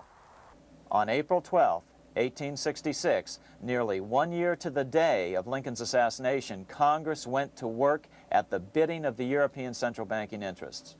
It passed the Contraction Act, authorizing the Secretary of the Treasury to begin to retire some of the greenbacks in circulation and thereby contract the money supply. Authors Theodore R. Thorin and Richard F. Warner explained the results of the money contraction in their classic book on the subject, The Truth in Money Book. The hard times which occurred after the Civil War could have been avoided if the greenback legislation had continued as President Lincoln had intended. Instead, there were a series of money panics, what we call recessions, which put pressure on Congress to enact legislation to place the banking system under centralized control. Eventually, the Federal Reserve Act was passed on December 23, 1913. In other words, the money changers wanted two things: the reinstitution of a central bank under their exclusive control, and two, an American currency backed by gold. Their strategy was twofold. First of all, cause a series of panics to try to convince the American people that only centralized control of the money supply could provide economic stability. And secondly, remove so much money from the system that most Americans would be so desperately poor that they either wouldn't care or would be too weak to oppose the bankers. In 1866, there was $1.8 billion in currency in circulation in the United States, about $50.46 per capita. In 1867 alone, $500 million, $500 million, was removed from the U.S. money supply. 10 years later, in 1876, America's money supply was reduced to only $600 million. In other words, 2/3 of America's money had been called in by the bankers. Only $14.60 per capita remained in circulation. 10 years later, the money supply had been reduced to only $400 million, even though the population had boomed. The result was that only $6.67 per capita remained in circulation, a 760% loss in buying power over 20 years. Today, economists try to sell the idea that recessions and depressions are a natural part of something they call the business cycle. The truth is, our money supply is manipulated now just as it was before and after the Civil War. How did this happen? How did money become so scarce? Simple. Bank loans were called in and no new ones were given. In addition, silver coins were melted down. In 1872, a man named Ernest Sed was given 100,000 pounds, about $500,000, by the Bank of England and sent to America to bribe necessary congressmen to get silver demonetized. He was told that if that was not sufficient, to draw an additional 100,000 pounds or as much more as was necessary. The next year, Congress passed the Coinage Act of 1873, and the minting of silver dollars abruptly stopped. In fact, Representative Samuel Hooper, who introduced the bill in the House, acknowledged that Mr. Sed actually drafted the legislation. But it gets even worse than that. In 1874, Sed himself admitted who was behind the scheme. I went to America in the winter of 1872-73, authorized to secure, if I could, the passage of a bill demonetizing silver. It was in the interest of those I represented, the governors of the Bank of England, to have it done. By 1873, gold coins were the only form of coin money. But the contest over control of America's money was not yet over. Only 3 years later, in 1876, with 1/3 of America's workforce unemployed, the population was growing restless. People were clamoring for a return to the greenback money system of President Lincoln, or a return to silver money, anything that would make money more plentiful. That year, Congress created the United States Silver Commission to study the problem. Their report clearly blamed the monetary contraction on the national bankers. The report is interesting because it compares the deliberate money contraction by the national bankers after the Civil War to the fall of the Roman Empire. The disaster of the Dark Ages was caused by decreasing money and falling prices. Without money, civilization could not have had a beginning, and with a diminishing supply, it must languish and, unless relieved, finally perish. At the Christian era, the metallic money of the Roman Empire amounted to $1,800,000,000. By the end of the 15th century, it had shrunk to less than $200 million. History records no other such disastrous transition as that from the Roman Empire to the Dark Ages.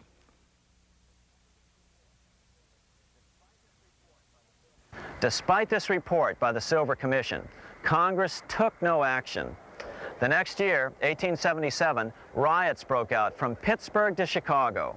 The torches of starving vandals lit up the sky. The bankers huddled to decide what to do. They decided to hang on.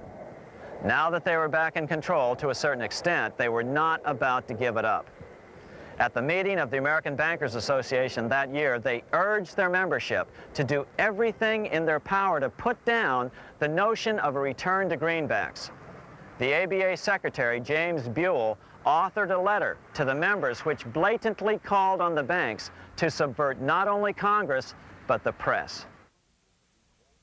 It is advisable to do all in your power to sustain such prominent daily and weekly newspapers, especially the agricultural and religious press, as will oppose the greenback issue of paper money, and that you will also withhold patronage from all applicants who are not willing to oppose the government issue of money. To repeal the act creating banknotes or to restore to circulation the government issue of money will be to provide the people with money and will therefore seriously affect our individual profits as bankers and lenders. See your congressman at once and engage him to support our interest that we may control legislation. As political pressure mounted in Congress for change, the press tried to turn the American people away from the truth. The New York Tribune put it this way on January 10th, 1878. "The capital of the country is organized at last, and we will see whether Congress will dare to fly in its face." But it didn't work entirely. On February 28, 1878, Congress passed the Sherman Law, allowing the minting of a limited number of silver dollars, ending the 5-year hiatus. This did not end gold backing of the currency, however, nor did it completely free silver. Previous to 1873, anyone who brought silver to the U.S. Mint could have it struck into silver dollars free of charge. No longer. But at least some money began to flow back into the economy again. With no further threat to their control, the bankers loosened up on loans, and the post-Civil War depression was finally ended. 3 years later, the American people elected Republican James Garfield president. Garfield understood how the economy was being manipulated. As a congressman, he had been chairman of the Appropriations Committee and was a member of Banking and Currency. After his inauguration, he slammed the money changers publicly in 1881. Whoever controls the volume of money in any country is absolute master of all industry and commerce. And when you realize that the entire system is very easily controlled, one way or another, by a few powerful men at the top, you will not have to be told how periods of inflation and depression originate. Unfortunately, within a few weeks of making this statement, on July 2nd of 1881, President Garfield was assassinated.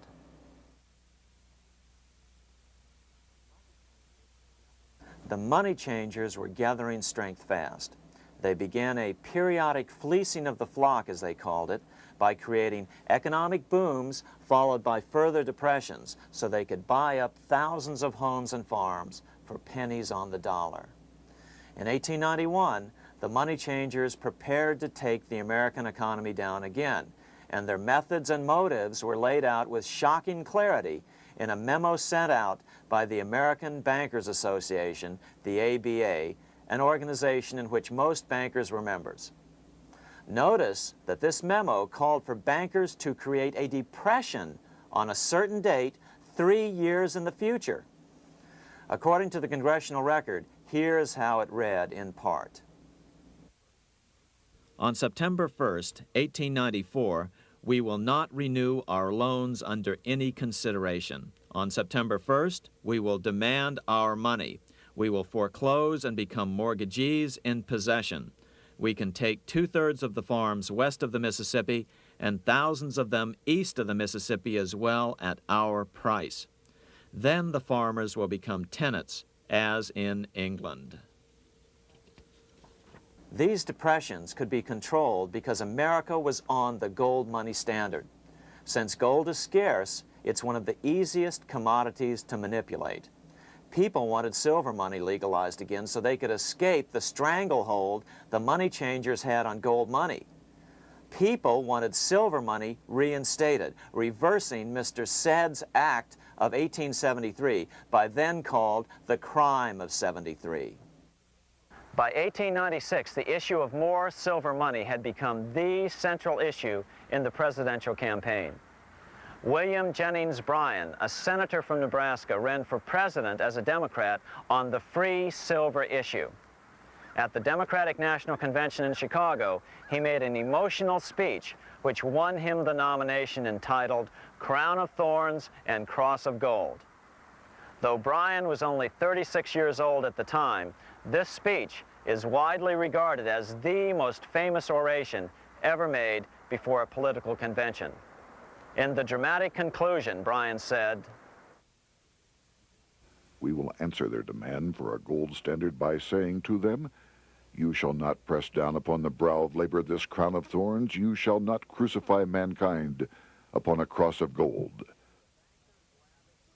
The bankers lavishly supported the Republican candidate, William McKinley, who favored the gold standard. The resulting contest was amongst the most fiercely contested presidential races in American history.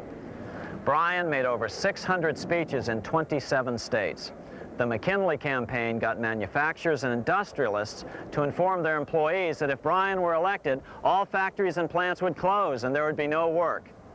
The ruse succeeded. McKinley beat Bryan by a small margin. Bryan ran for president again in 1900 and in 1908, but fell short each time. During the 1912 Democratic Convention, Bryan was a powerful figure who helped Woodrow Wilson win the nomination. When Wilson became president, he appointed Bryan as Secretary of State, but Bryan soon became disenchanted with the Wilson administration. Bryan served only 2 years in the Wilson administration before resigning in 1915 over the highly suspicious sinking of the Lusitania, the event which was used to drive America into World War I. Although William Jennings Bryan never gained the presidency, his efforts delayed the money changers for 17 years from attaining their next goal, a new, privately owned central bank for America.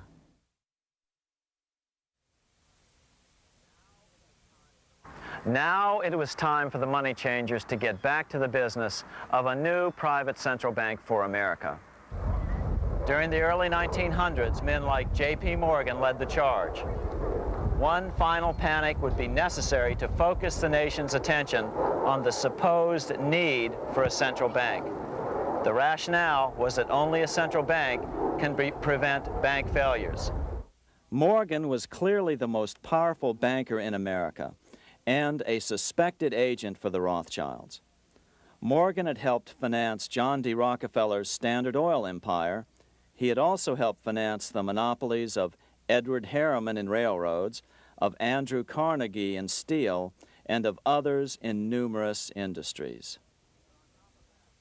But on top of that, J.P. Morgan's father, Junius Morgan, had been America's financial agent to the British. After his father's death, J.P. Morgan took on a British partner, Edward Grenfell, a longtime director of the Bank of England. In fact, upon Morgan's death, his estate contained only a few $1 million. The bulk of the securities most people thought he owned were, in fact, owned by others. In 1902, President Theodore Roosevelt allegedly went after Morgan and his friends by using the Sherman Antitrust Act to try to break up their industrial monopolies. Actually, Roosevelt did very little to interfere in the growing monopolization of American industry by the bankers and their surrogates. For example, Roosevelt supposedly broke up the Standard Oil monopoly, But it wasn't really broken at all. It was merely divided into 7 corporations, all still controlled by the Rockefellers. The public was aware of this thanks to political cartoonists like Thomas Nast, who referred to the bankers as the money trust. By 1907, the year after Teddy Roosevelt's re-election, Morgan decided it was time to try for a central bank again. Using their combined financial muscle, Morgan and his friends were secretly able to crash the stock market. Thousands of small banks were vastly overextended. Some had reserves of less than 1% thanks to the fractional reserve principle. Within days, bank runs were commonplace across the nation. Now Morgan stepped into the public arena and offered to prop up the faltering American economy by supporting failing banks with money he manufactured out of nothing. It was an outrageous proposal, far worse than even fractional reserve banking, but Congress let him do it. Morgan manufactured $200 million worth of this completely reserveless private money and bought things with it, paid for services with it, and sent some of it to his branch banks to lend out at interest. His plan worked. Soon, the public regained confidence in money in general and quit hoarding their currency. But as a result, banking power was further consolidated into the hands of a few large banks.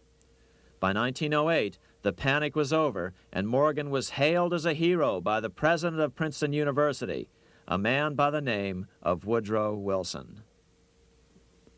All this trouble could be averted if we appointed a committee of 6 or 7 public-spirited men like J.P. Morgan to handle the affairs of our country.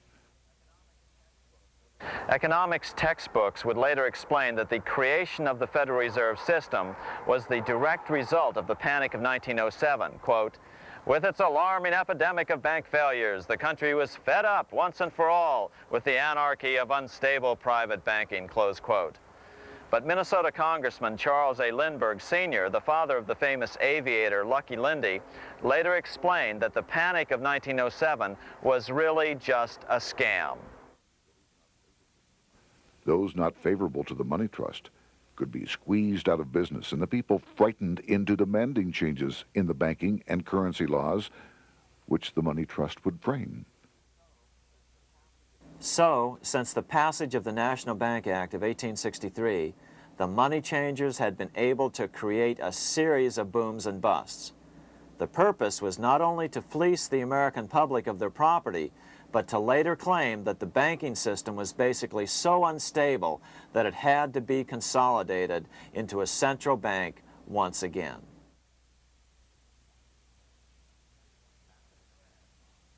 After the crash, Teddy Roosevelt, in response to the Panic of 1907, signed into law a bill creating something called the National Monetary Commission. The commission was to study the banking problem and make recommendations to Congress. Of course, the commission was packed with Morgan's friends and cronies. The chairman was a man named Senator Nelson Aldrich from Rhode Island. Aldrich represented the Newport, Rhode Island homes of America's richest banking families. His daughter married John D. Rockefeller Jr., and together they had 5 sons: John, Nelson, who would become vice president in 1974, Lawrence, Winthrop, and David, the head of the Council on Foreign Relations and former chairman of Chase Manhattan Bank. As soon as the National Monetary Commission was set up, Senator Aldrich immediately embarked on a 2-year tour of Europe, where he consulted at length with the private central bankers in England, France, and Germany. The total cost of his trip alone to the taxpayers was $300,000, an astronomical sum in those days. Shortly after his return, on the evening of November 22, 1910, some of the wealthiest and most powerful men in America boarded Senator Aldrich's private rail car and in the strictest secrecy journeyed to this place, Jekyll Island, off the coast of Georgia. With the group came Paul Warburg. Warburg had been given a $500,000 per year salary to lobby for the passage of a privately owned central bank in America by the investment firm Kuhn, Loeb and Company. Warburg's partner in this firm was a man named Jacob Schiff, the grandson of the man who shared the Greenshield house with the Rothschild family in Frankfurt. Schiff, as we'll find out later, was in the process of spending $20 million to finance the overthrow of the Tsar in Russia. These three European banking families, the Rothschilds, the Warburgs, and the Schiffs, were interconnected by marriage down through the years, just as their American banking counterparts, the Morgans, Rockefellers, and Aldriches were. Secrecy was so tight that all 7 primary participants were cautioned to use only first names to prevent servants from learning their identities. Years later, one participant, Frank Vanderlip, president of National City Bank of New York and a representative of the Rockefeller family, confirmed the Jekyll Island trip in a February 9, 1935 edition of the Saturday Evening Post. I was as secretive, indeed as furtive as any conspirator. Discovery, we knew, simply must not happen, or else all our time and effort would be wasted. If it were to be exposed that our particular group had got together and written a banking bill, that bill would have no chance whatever of passage by Congress. The participants came here to figure out how to solve their major problem, how to bring back a privately owned central bank. But there were other problems that needed to be addressed as well. First of all, the market share of the big national banks was shrinking fast. In the first 10 years of the century, the number of U.S. banks had more than doubled to over 20,000. By 1913, only 29% of all banks were national banks, and they held only 57% of all deposits. As Senator Aldrich later admitted in a magazine article, before passage of this act, the New York bankers could only dominate the reserves of New York. Now, we are able to dominate the bank reserves of the entire country. Therefore, something had to be done to bring these new banks under their control. As John D. Rockefeller put it, quote, "Competition is sin," close quote. Secondly, the nation's economy was so strong that corporations were starting to finance their expansions out of profits instead of taking out huge loans from large banks. In the first 10 years of the new century, 70% of corporate funding came from profits.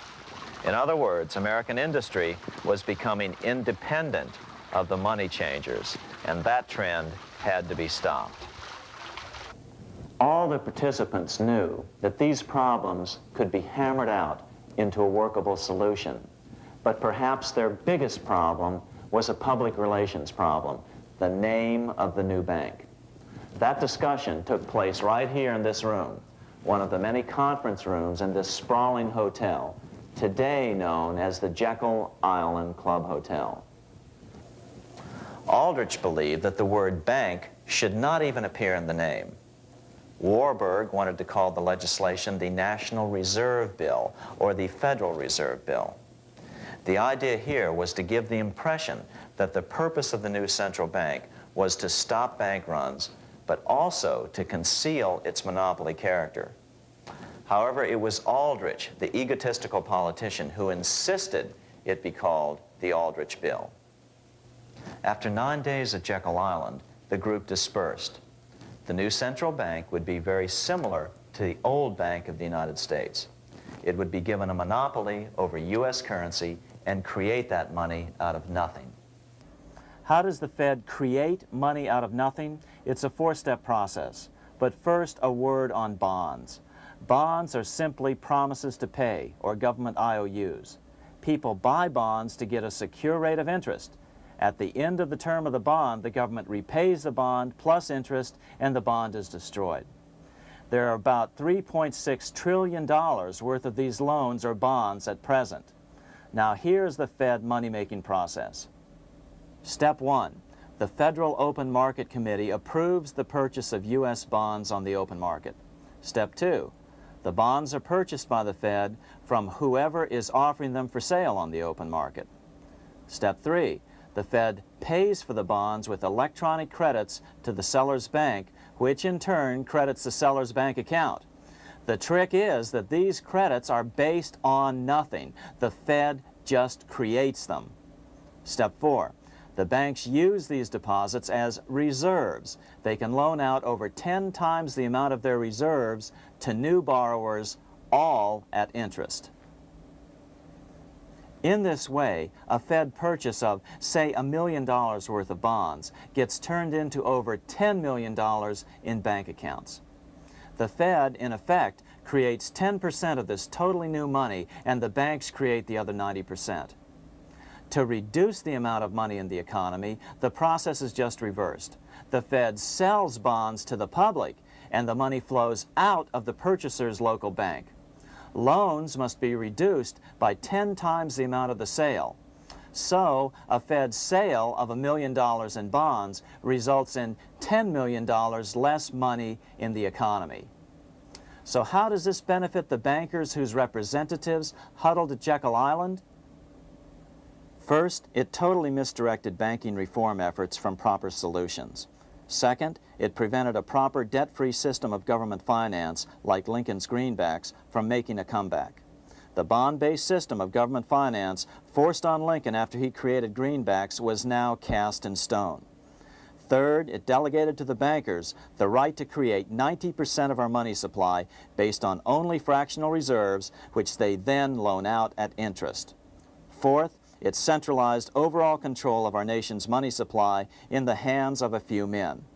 Fifth, it established a central bank with a high degree of independence from effective political control. Soon after its creation, the Fed's great contraction in the early 1930s would cause the Great Depression. This independence has been enhanced since then through additional laws. In order to fool the public into thinking the government retained control, the plan called for the Fed to be run by a board of governors appointed by the President and approved by the Senate. But all the bankers had to do was to be sure their men got appointed to the board of governors. That wasn't hard. Bankers have money, and money buys influence over politicians. Once the participants left Jekyll Island, the public relations blitz was on. The big New York banks put together an educational fund of $5 million to finance professors at respected universities to endorse the new bank. Woodrow Wilson at Princeton was one of the first to jump on the bandwagon. But the bankers' subterfuge didn't work. The Aldrich Bill was quickly identified as the bankers' bill, a bill to benefit only what became known as the money trust. As Congressman Lindbergh put it during the congressional debate, the Aldrich Plan is the Wall Street plan. It means another panic, if necessary, to intimidate the people. Aldrich, paid by the government to represent the people, proposes a plan for the trusts instead. Seeing they didn't have the votes to win in Congress, the Republican leadership never brought the Aldrich bill to a vote. The bankers quietly decided to move to track 2, the Democratic alternative. They began financing Woodrow Wilson as the Democratic nominee. As respected historian James Perloff put it, Wall Street financier Bernard Baruch was put in charge of Wilson's education. Baruch brought Wilson to the Democratic Party headquarters in New York in 1912, leading him like one would a poodle on a string. Wilson received an indoctrination course from the leaders convened there. So now the stage was set. The money changers were poised to install their privately owned central bank once again. The damage President Andrew Jackson had done 76 years earlier had been only partly repaired with the passage of the National Bank Act during the Civil War. Since then, the battle had raged on across the decades. The Jacksonians became the Greenbackers, who became the hardcore supporters of William Jennings Bryan. With Bryan leading the charge, these opponents of the money changers, ignorant of Baruch's tutelage, now threw themselves behind Democrat Woodrow Wilson. They and Bryan would soon be betrayed.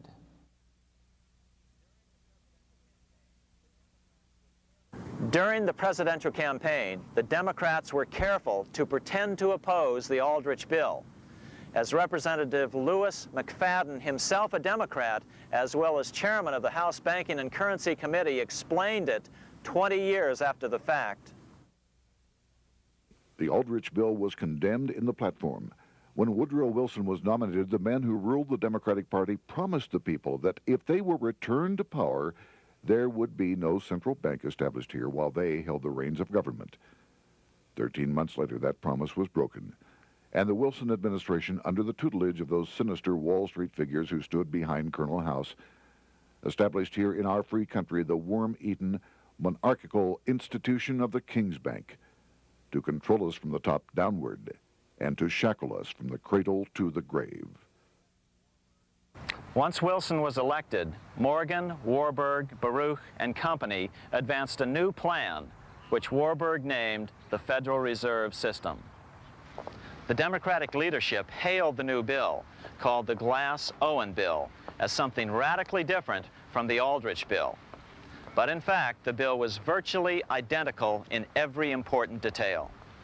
In fact, so vehement were the Democratic denials of similarity that Paul Warburg, the father of both bills, had to step in to reassure his paid friends in Congress that the two bills were virtually identical. Brushing aside the external differences affecting the shells, we find the kernels of the two systems very closely resembling and related to one another. But that admission was for private consumption only.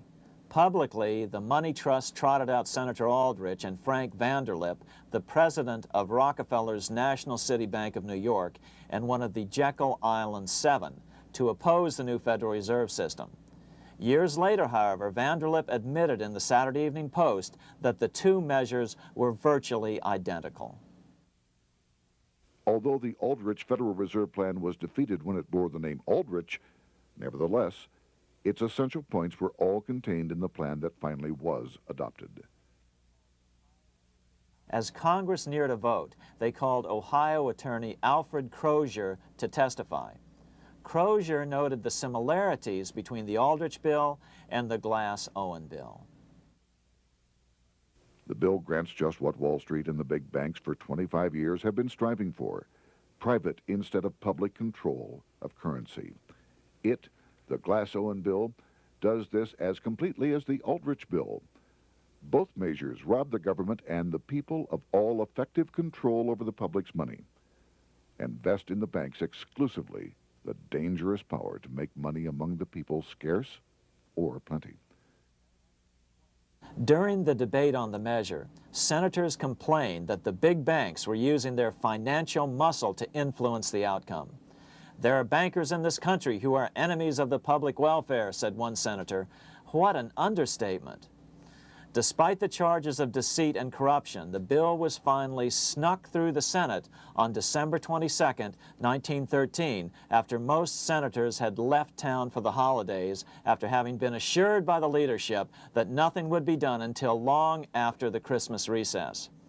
On the day the bill was passed, Congressman Lindbergh prophetically warned his countrymen that this act establishes the most gigantic trust on earth. When the president signs this bill, the invisible government by the monetary power will be legalized. The people may not know it immediately, but the day of reckoning is only a few years removed.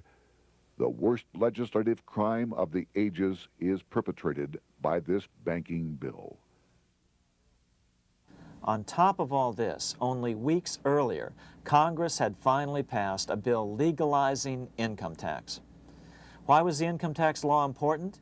Because bankers finally had in place a system which would run up a virtually unlimited federal debt. How would the interest on this debt be repaid? Never mind the principal. Remember, a privately owned central bank creates the principal out of nothing. The federal government was small then. Up to then, it had subsisted merely on tariffs and excise taxes. No, just as with the Bank of England, the interest payments had to be guaranteed by direct taxation of the people. The money changers knew that if they had to rely on contributions from the states, eventually the individual state legislatures would revolt and either refuse to pay the interest on their own money or at least bring political pressure to bear to keep the debt small. It is interesting to note that in 1895, the Supreme Court had found a similar income tax law to be unconstitutional. The Supreme Court even found a corporate income tax law unconstitutional in 1909.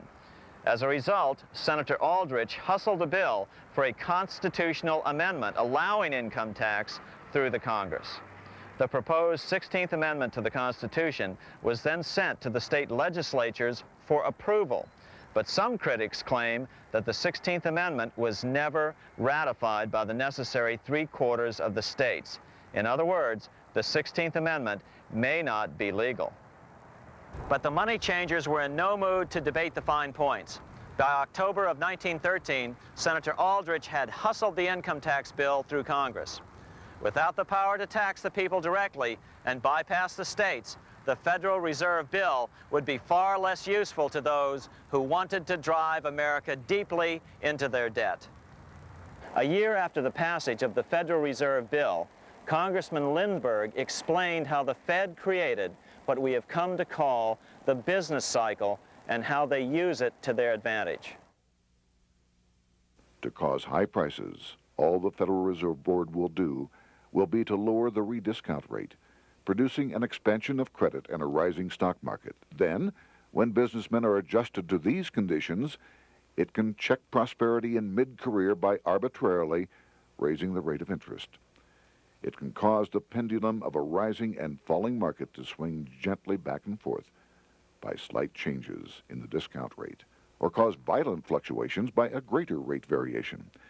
And in either case, it will possess inside information as to financial conditions and advanced knowledge of the coming change, either up or down. This is the strangest, most dangerous advantage ever placed in the hands of a special privileged class by any government that ever existed. The system is private, conducted for the sole purpose of obtaining the greatest possible profits from the use of other people's money. They know in advance when to create panics to their advantage. They also know when to stop panic. Inflation and deflation work equally well for them when they control finance. Congressman Lindbergh was correct on all points. What he didn't realize was that most European nations had already fallen prey to the central bankers decades or centuries earlier. But he also mentions the interesting fact that only 1 year later, the Fed had cornered the market in gold. This is how he put it, quote, "Already, the Federal Reserve banks have cornered the gold and gold certificates," close quote. But Congressman Lindbergh was not the only critic of the Fed.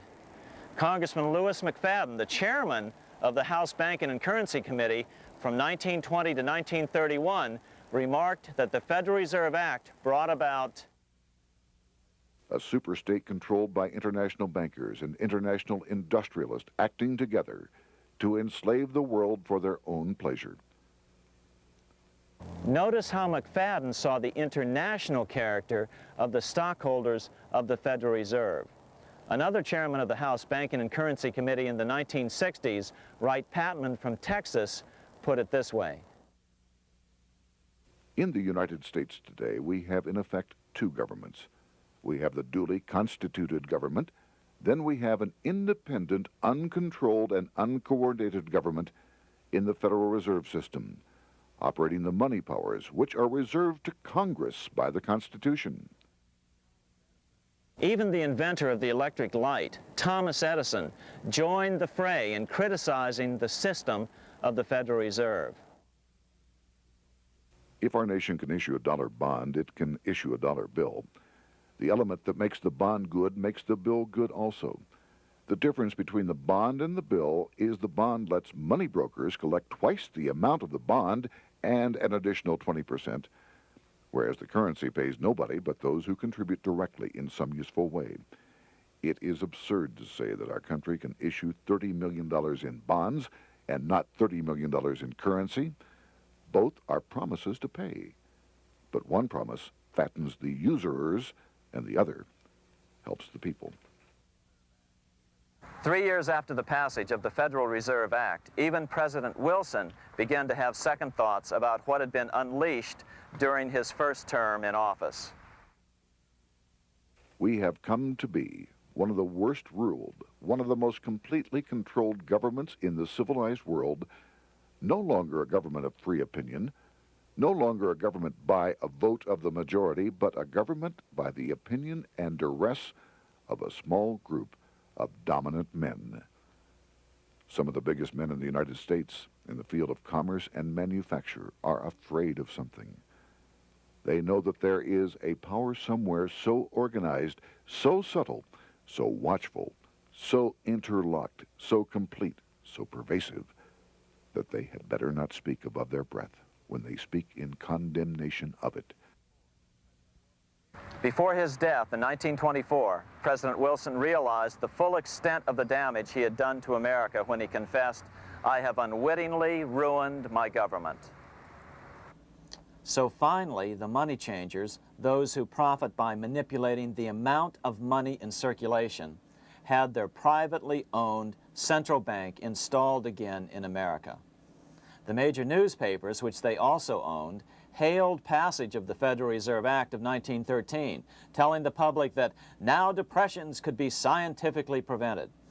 The fact of the matter was that now depressions could be scientifically created.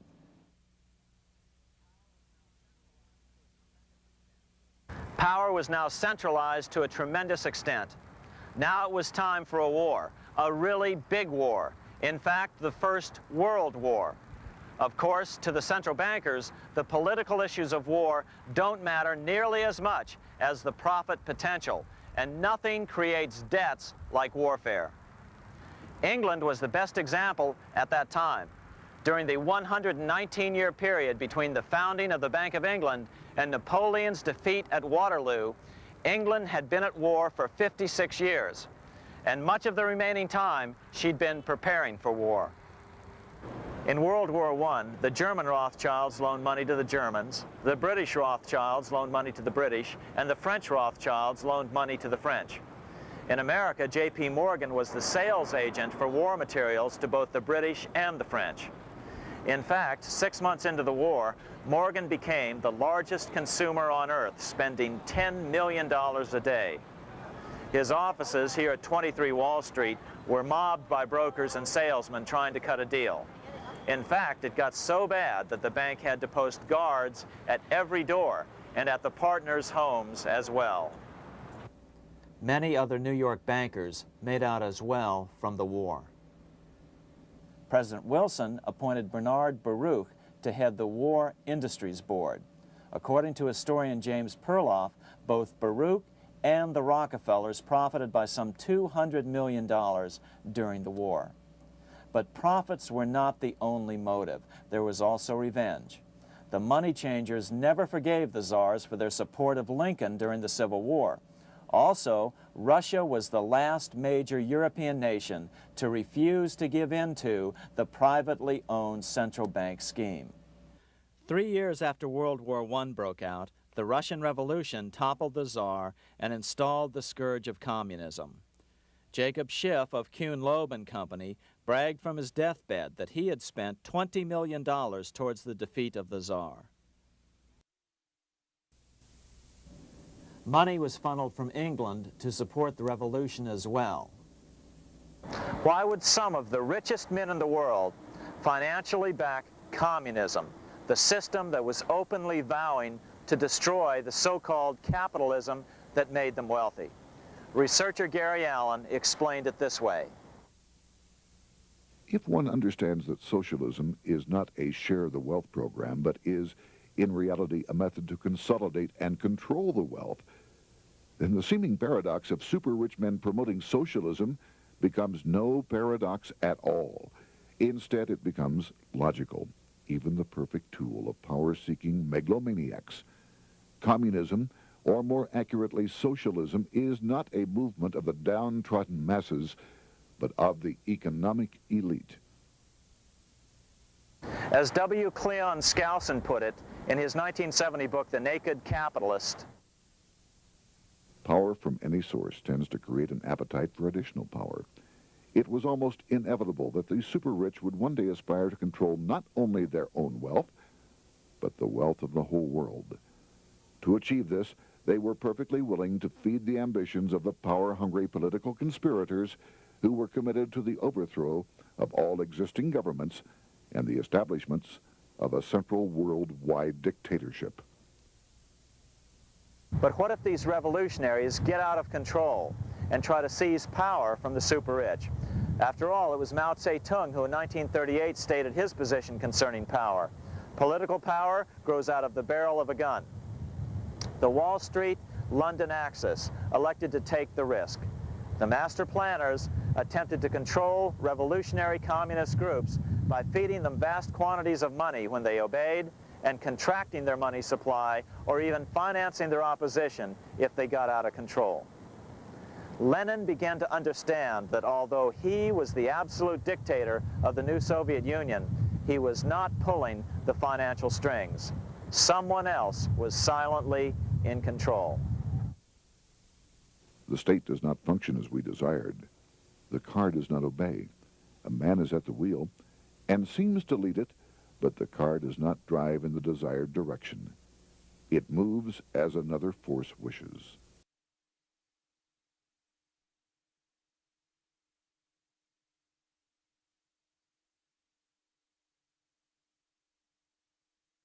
Who is behind it? Representative Louis T. McFadden, the chairman of the House Banking and Currency Committee throughout the 1920s and into the Great Depression years of the 1930s, explained it this way. The course of Russian history has indeed been greatly affected by the operations of international bankers. The Soviet government has been given United States Treasury funds by the Federal Reserve Board, acting through the Chase Bank. England has drawn money from us through the Federal Reserve banks and has relent it at high rates of interest to the Soviet government. The Dnipro Dam was built with funds unlawfully taken from the United States Treasury by the corrupt and dishonest Federal Reserve Board and the Federal Reserve banks. In other words, the Fed and the Bank of England, at the behest of the international bankers who controlled them, were creating a monster, one which would fuel 7 decades of unprecedented communist revolution, warfare, and most importantly, debt. In case you think there's some chance that the money changers got communism going and then lost control, in 1992, the Washington Times reported that Russian President Boris Yeltsin was upset that most of the incoming foreign aid was being siphoned off, quote, straight back into the coffers of Western banks in debt service, close quote. No one in his right mind would claim that a war as large as World War I had a single cause. Wars are complex things with many causative factors. But on the other hand, it would also be equally foolish to ignore as a prime cause of World War I those who would profit the most from the war. The role of the money changers is no wild conspiracy theory. They had a motive, a short-ranged, self-serving motive, as well as a long-range political motive of advancing totalitarian governments, with the money changers maintaining the financial clout to control whatever politician might emerge as the leader. Next, we'll see what the money changers' ultimate political goal is for the world.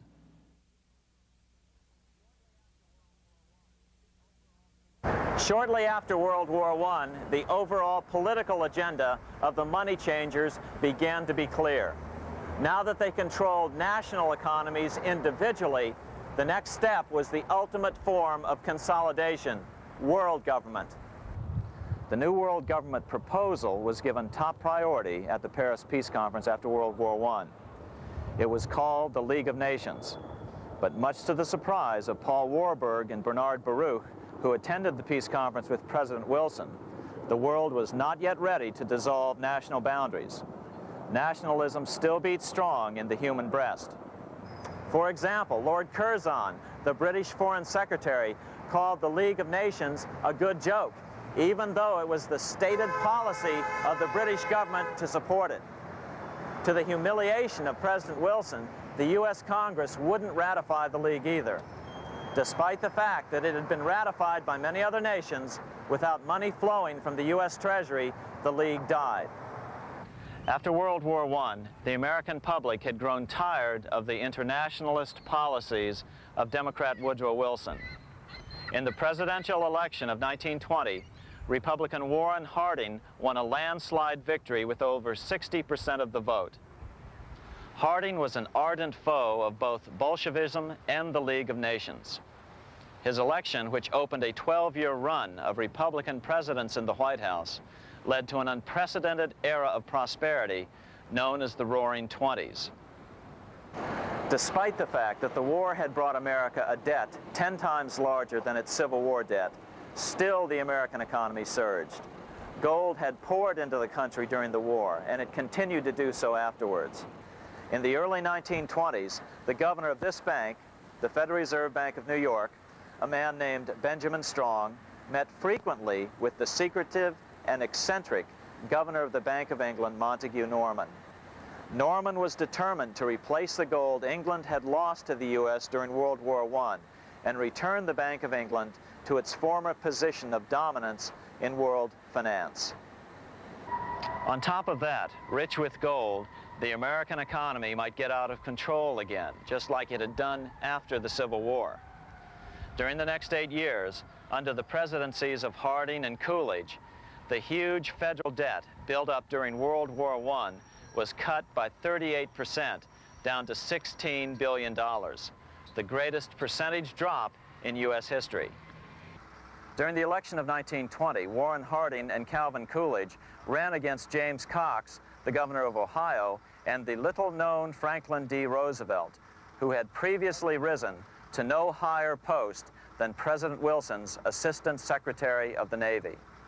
After his inauguration, Harding moved quickly to formally kill the League of Nations. Then he quickly moved to reduce domestic taxes while raising tariffs to record heights. Now, this was a revenue policy of which most of the founding fathers would certainly have approved.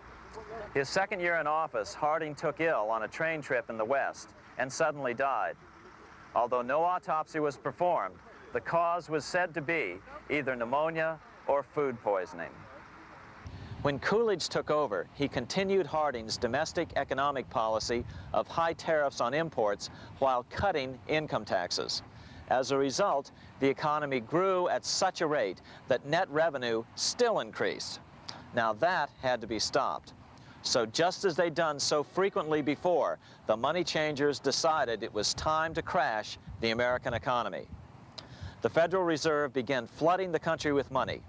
They increased the money supply by 62% during these years. Money was plentiful. This is why it was known as the Roaring Twenties. Before his death in 1919, former President Teddy Roosevelt warned the American people what was going on. As reported in the March 27, 1922 edition of the New York Times, Roosevelt said, "These international bankers and Rockefeller Standard Oil interests control the majority of newspapers and the columns of these papers to club into submission or drive out of public office officials who refuse to do the bidding of the powerful, corrupt cliques which compose the invisible government." Just one day before, in the New York Times, the mayor of New York, John Hylan, quoted Roosevelt and blasted those he saw as taking control of America, its political machinery, and its press. The warning of Theodore Roosevelt has much timeliness today, for the real menace of our republic is this invisible government which, like a giant octopus, sprawls its slimy length over city, state, and nation. It seizes in its long and powerful tentacles our executive officers, our legislative bodies, our schools, our courts, our newspapers, and every agency created for the public protection. To depart from mere generalizations, let me say that at the head of this octopus are the Rockefeller Standard Oil interest and a small group of powerful banking houses generally referred to as the international bankers. The little coterie of powerful international bankers virtually run the United States government for their own selfish purposes. They practically control both parties, write political platforms, make cat's paws of party leaders, use the leading men of private organizations, and resort to every device to place in nomination for high public office only such candidates as will be amenable to the dictates of corrupt big business.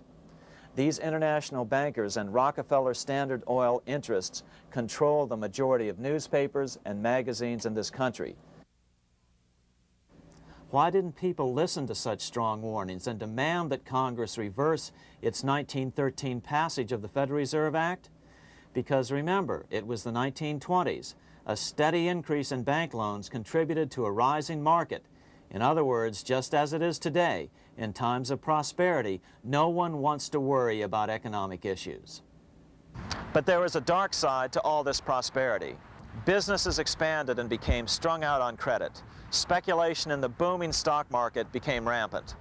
Although everything looked rosy, it was a castle made of sand. When all was in readiness, in April of 1929, Paul Warburg, the father of the Federal Reserve, sent out a secret advisory warning his friends that a collapse and nationwide depression was certain. In August of 1929, the Fed began to tighten money. It is not a coincidence that the biographies of all the Wall Street giants of that era, John D. Rockefeller, J.P. Morgan, Bernard Baruch, etc., all marvel that they got out of the stock market just before the crash and put all their assets in cash or gold. On October 24th, 1929, the big New York bankers called in their 24-hour broker call loans. This meant that both stockbrokers and customers had to dump their stocks on the market to cover their loans, no matter what price they had to sell them for. As a result, the market tumbled, and that day was known as Black Thursday. According to John Kenneth Galbraith, writing in The Great Crash, 1929, at the height of the selling frenzy, Bernard Baruch brought Winston Churchill into the visitors' gallery of the New York Stock Exchange here to witness the panic and impress him with his power over the wild events down on the floor. Congressman Louis McFadden, chairman of the House Committee on Banking and Currency from 1920 to 1931, knew who to blame. He accused the Fed and the international bankers of orchestrating the crash. It was not accidental. It was a carefully contrived occurrence. The international bankers sought to bring about a condition of despair here so that they might emerge as rulers of us all. But McFadden went even farther. He openly accused them of causing the crash in order to steal America's gold. In February 1931, in the midst of the Depression, he put it this way. I think it can hardly be disputed that the statesmen and financiers of Europe are ready to take almost any means to reacquire rapidly the gold stock which Europe lost to America as the result of World War I. Curtis Dahl, a broker for Lehman Brothers, was on the floor of the New York Stock Exchange the day of the crash. In his 1970 book, FDR, My Exploited Father-in-Law, he explained that the crash was triggered by the planned sudden shortage of call money in the New York money market. Actually, it was the calculated shearing of the public by the world money powers triggered by the planned sudden shortage of call money in the New York money market. Within a few weeks, $3 billion of wealth simply seemed to vanish. Within a year, $40 billion had been lost. But did it really disappear? Or was it simply consolidated in fewer hands? And what did the Federal Reserve do? Instead of moving to help the economy out by quickly lowering interest rates to stimulate the economy, the Fed continued to brutally contract the money supply further, deepening the Depression. Between 1929 and 1933, the Fed reduced the money supply by an additional 33%. Although most Americans have never heard that the Fed was the cause of the Depression, this is well known among top economists. Milton Friedman, the Nobel Prize-winning economist, now of Stanford University, said the same thing in a National Public Radio interview in January of 1996. The Federal Reserve definitely caused the Great Depression by contracting the amount of currency in circulation by 1/3 from 1929 to 1933. But the money lost by most Americans during the Depression didn't just vanish. It was just redistributed into the hands of those who had gotten out just before the crash and had purchased gold, which is always a safe place to put your money just before a depression. But America's money also went overseas. Incredibly, as President Hoover was heroically trying to rescue banks and prop up businesses, with millions of Americans starving as the Great Depression deepened, millions of dollars were being spent rebuilding Germany from damage sustained during World War I. 8 years before Hitler would invade Poland, Representative Louis McFadden, chairman of the House Banking and Currency Committee, warned Congress that Americans were paying for Hitler's rise to power. After World War I, Germany fell into the hands of the German international bankers. Those bankers bought her, and they now own her lock, stock, and barrel. They have purchased her industries, they have mortgages on her soil, they control her production, they control all her public utilities. The international German bankers have subsidized the present government of Germany, and they have also supplied every dollar of the money Adolf Hitler has used in his lavish campaign to build up a threat to the government of Brüning. When Brüning fails to obey the orders of the German international bankers, Hitler is brought forth to scare the Germans into submission. Through the Federal Reserve Board, over $30 billion of American money has been pumped into Germany. You have all heard of the spending that's taken place in Germany. Modernistic dwellings, her great planetariums, her gymnasiums, her swimming pools, her fine public highways, her perfect factories. All this was done on our money. All this was given to Germany through the Federal Reserve Board. The Federal Reserve Board has pumped so many billions of dollars into Germany that they dare not name the total. Franklin D. Roosevelt was swept into office during the 1932 presidential election.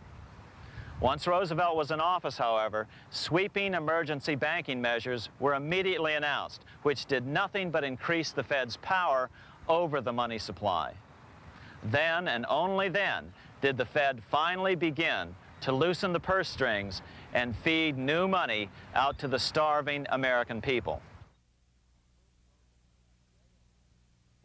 At first, Roosevelt railed against the money changers as being the cause of the Depression. Believe it or not, this is what he said on March 4th, 1933, in his inaugural address.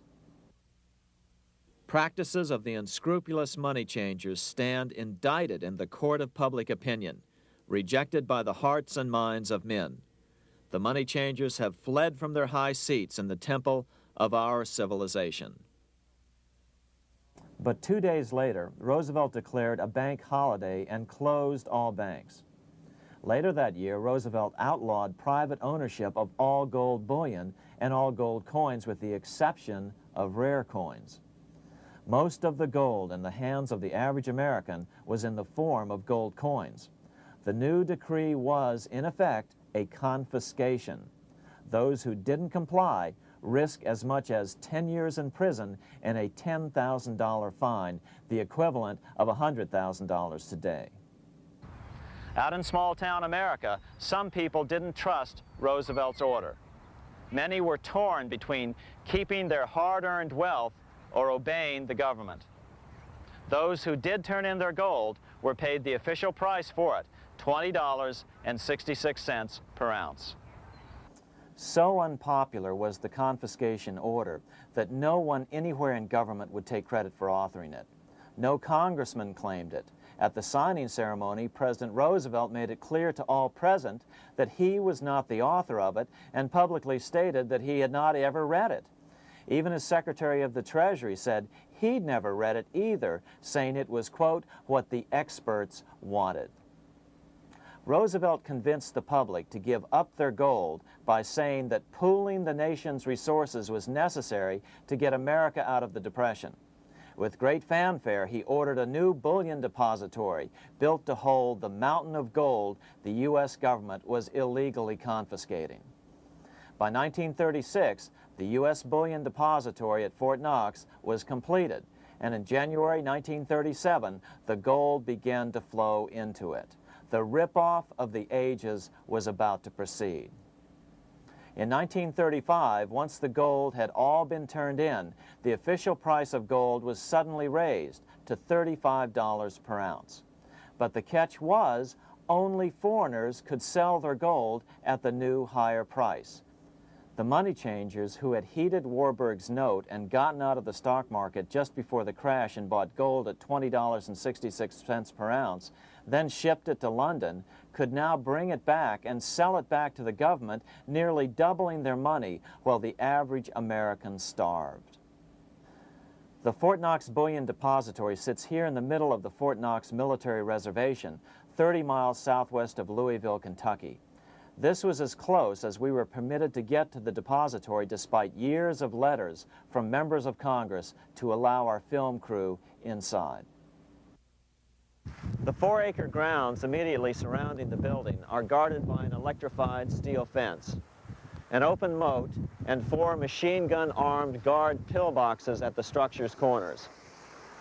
When the gold began arriving on January 13, 1937, there was unprecedented security. Thousands of official guests watched the arrival of a 9-car train from Philadelphia, guarded by armed soldiers, postal inspectors, Secret Servicemen, and guards from the U.S. Mint. It was all great theater. America's gold supply from across the land had been pooled, supposedly for the public benefit, and then safely tucked into Fort Knox. But all that security would soon be breached by the government itself. Now the stage was set for a really big war, one which would pile up debt far beyond that of World War I. For example, in 1944 alone, the U.S. national income was only $183 billion, yet $103 billion was spent on the war. This was 30 times the spending rate during World War I. In fact, the American taxpayer picked up 55% of the total Allied cost of the war. But equally important, virtually every nation involved in World War II greatly multiplied their debt. In the U.S., for example, federal debt went from $43 billion in 1940 up to $257 billion in 1950, an increase of 598%. Between 1940 and 1950, Japanese debt swelled 1,348%. French debt grew 583%, and Canadian debt soared 417%. After the war, the world was now divided into 2 economic camps: communist command economies on the one hand versus monopoly capitalists on the other, set to fight it out in one perpetual and highly profitable arms race. It was finally time for the central bankers to embark in earnest on their 3-step plan to centralize the economic systems of the entire world and finally bring about their global government or New World Order. The phases of this plan were: Step 1, central bank domination of national economies worldwide. Step 2, centralize regional economies through organizations such as the European Monetary Union and regional trade unions such as NAFTA. Step 3, centralize the world economy through a world central bank, a world money, and ending national independence through abolition of all tariffs by treaties like GATT. Step 1 was completed long ago. Steps 2 and 3 are far advanced, nearing completion. What about gold? Among central banks, the largest holder of gold is now the IMF. It and central banks now control 2/3 of the world's gold supply, giving them the ability to manipulate the gold market. Remember the money changer's golden rule: he who has the gold makes the rules.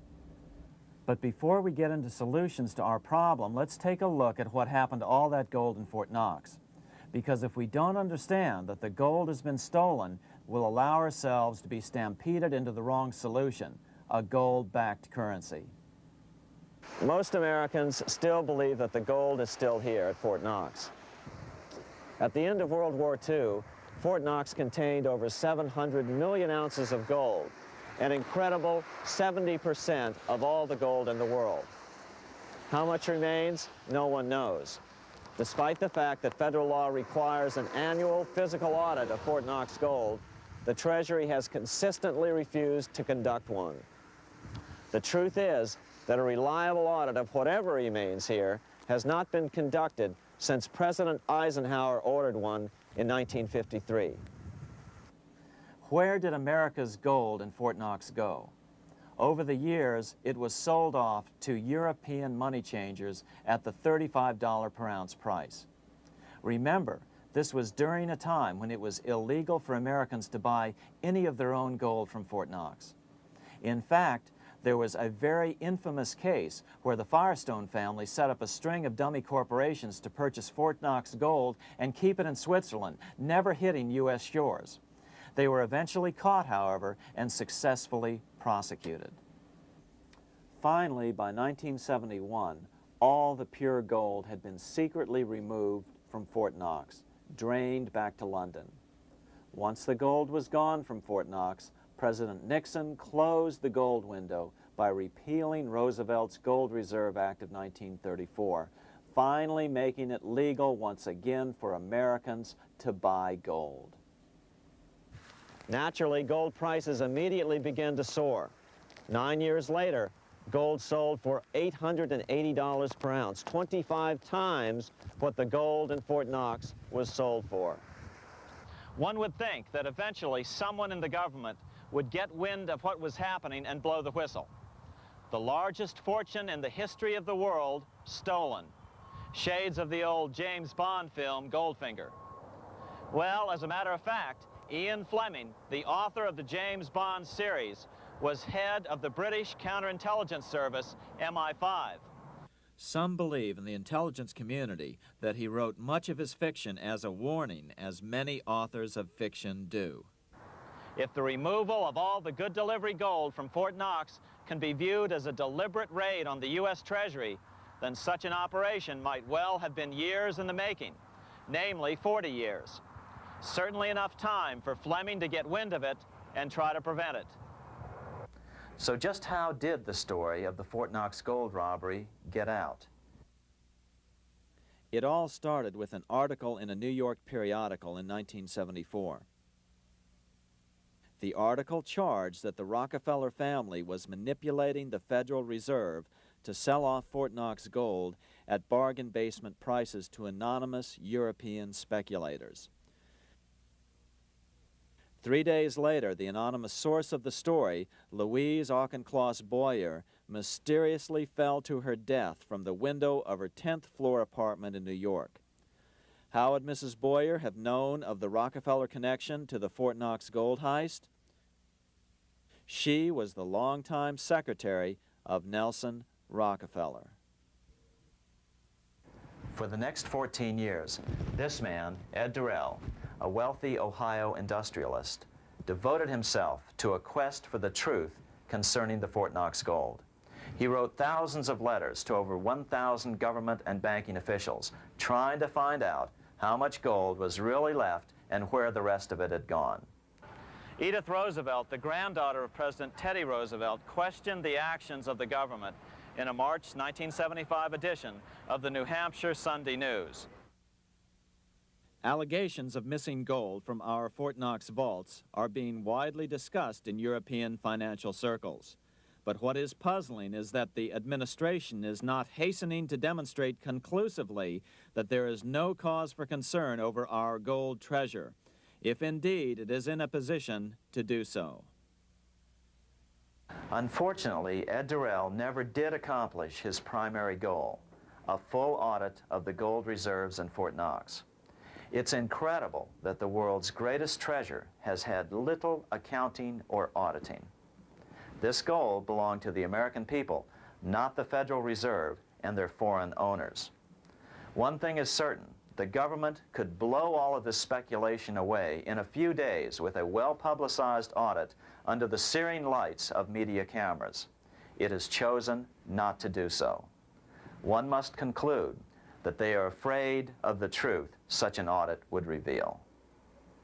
What is the government so afraid of? Here's the answer. When President Ronald Reagan took office in 1981, his conservative friends urged him to study the feasibility of returning to a gold standard as the only way to curb government spending.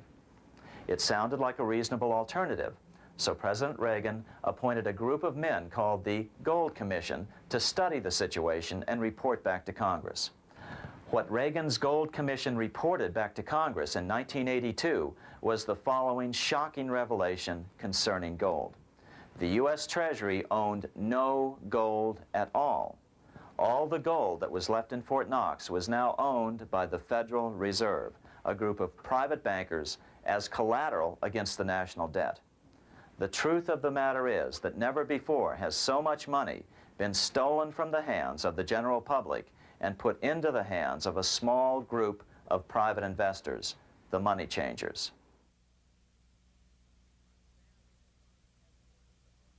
I'm standing in front of the headquarters of the International Monetary Fund located in Washington, D.C.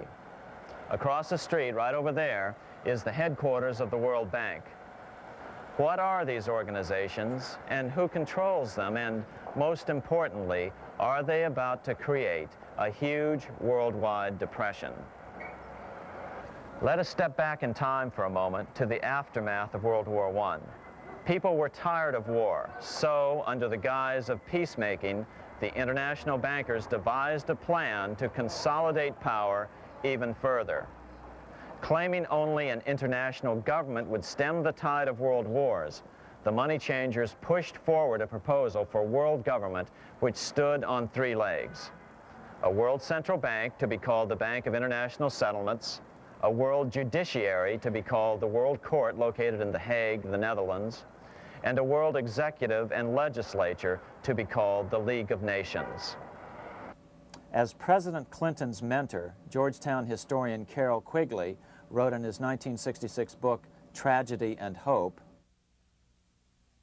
the powers of financial capitalism had a far-reaching plan, nothing less than to create a world system of financial control in private hands, able to dominate the political system of each country and the economy of the world as a whole. This system was to be controlled in a feudalistic fashion by the central banks of the world, acting in concert by secret agreements arrived at in frequent meetings and conferences. The apex of the system was to be the Bank for International Settlements in Bâle, Switzerland, a private bank owned and controlled by the world central banks, which were themselves private corporations. Each central bank sought to dominate its government by its ability to control treasury loans, to manipulate foreign exchanges, to influence the level of economic activity in the country, and to influence cooperative politicians by subsequent economic rewards in the business world. Despite intense pressure from the international bankers and the press, a handful of U.S. senators, led by Senator Henry Cabot Lodge, kept the U.S. out of these schemes. Without U.S. participation, the League was doomed. Incredibly, even though the U.S. rejected the World Central Bank, the BIS, the New York Federal Reserve ignored its government and arrogantly sent representatives to Switzerland to participate in the central bankers' meeting right up until 1994, when the U.S. was finally officially dragged into it. Their world government schemes thwarted, the bankers resorted to the old formula, another war to wear down the resistance to world government while reaping handsome profits. To this end, Wall Street helped resurrect Germany through the Thyssen banks, which were affiliated with the Harriman interest in New York, just as the Chase Bank had assisted in the financing of the Bolshevik Revolution in Russia during World War I. Chase Bank was controlled by the Rockefeller family. Subsequently, it was merged with Warburg's Manhattan Bank to form the Chase Manhattan Bank. Now this has merged with Chemical Bank of New York, making it the largest Wall Street bank. Their strategy worked. Even before World War II was over, world government was back on track. In 1944, at Bretton Woods, New Hampshire, the International Monetary Fund and the World Bank were approved with full U.S. participation. The Second League of Nations, renamed the United Nations, was approved in 1945. Soon, a new international court system was functioning as well. All effective opposition to these international bodies before the war had evaporated in the heat of war, just as planned. These new organizations simply repeated on a world scale what the National Banking Act of 1864 and the Federal Reserve Act of 1913 had established in the U.S. They created a banking cartel composed of the world's central banks, which gradually assumed the power to dictate credit policies to the banks of all the nations. For example, just as the Federal Reserve Act authorized the creation of a new national fiat currency called Federal Reserve Notes, the IMF has been given the authority to issue a world fiat money called Special Drawing Rights, or SDRs. To date, the IMF has created in excess of $30 billion worth of SDRs. Member nations are being pressured to make their currencies fully exchangeable for SDRs. In 1968, Congress approved laws authorizing the Fed to accept SDRs as reserves in the U.S. and to issue Federal Reserve notes in exchange for SDRs. What does that mean? It means that in the U.S., SDRs are already a part of our lawful money. And what about gold? SDRs are already partially backed by gold. And with 2/3 of world gold now in the hands of central banks, the money changers can go about structuring the world's economic future in whichever way they deem most profitable. Keep in mind, just as the Fed is controlled by its Board of Governors, the IMF is controlled by its Board of Governors, which are either the heads of the different central banks or the heads of the various national treasury departments dominated by their central banks. Voting power in the IMF gives the U.S. and the UK, that is to say the Fed and the Bank of England, effective control. Just as the Fed controls the amount of money in the U.S., the BIS, IMF, and World Bank control the money supply for the world. So we see the repetition of the old goldsmith's fraud replicated on the national scale with central banks like the Fed and on the international scale by the three arms of the World Central Bank. Is this organization of the BIS, the IMF, and the World Bank, which we refer to collectively as the World Central Bank, presently expanding and contracting world credit? Yes. Regulations put into effect in 1988 by the BIS required the world's bankers to raise their capital and reserves to 8% of liabilities by 1992. Increased capital requirements put an upper limit to the fractional reserve lending, similar to the way cash reserve requirements do.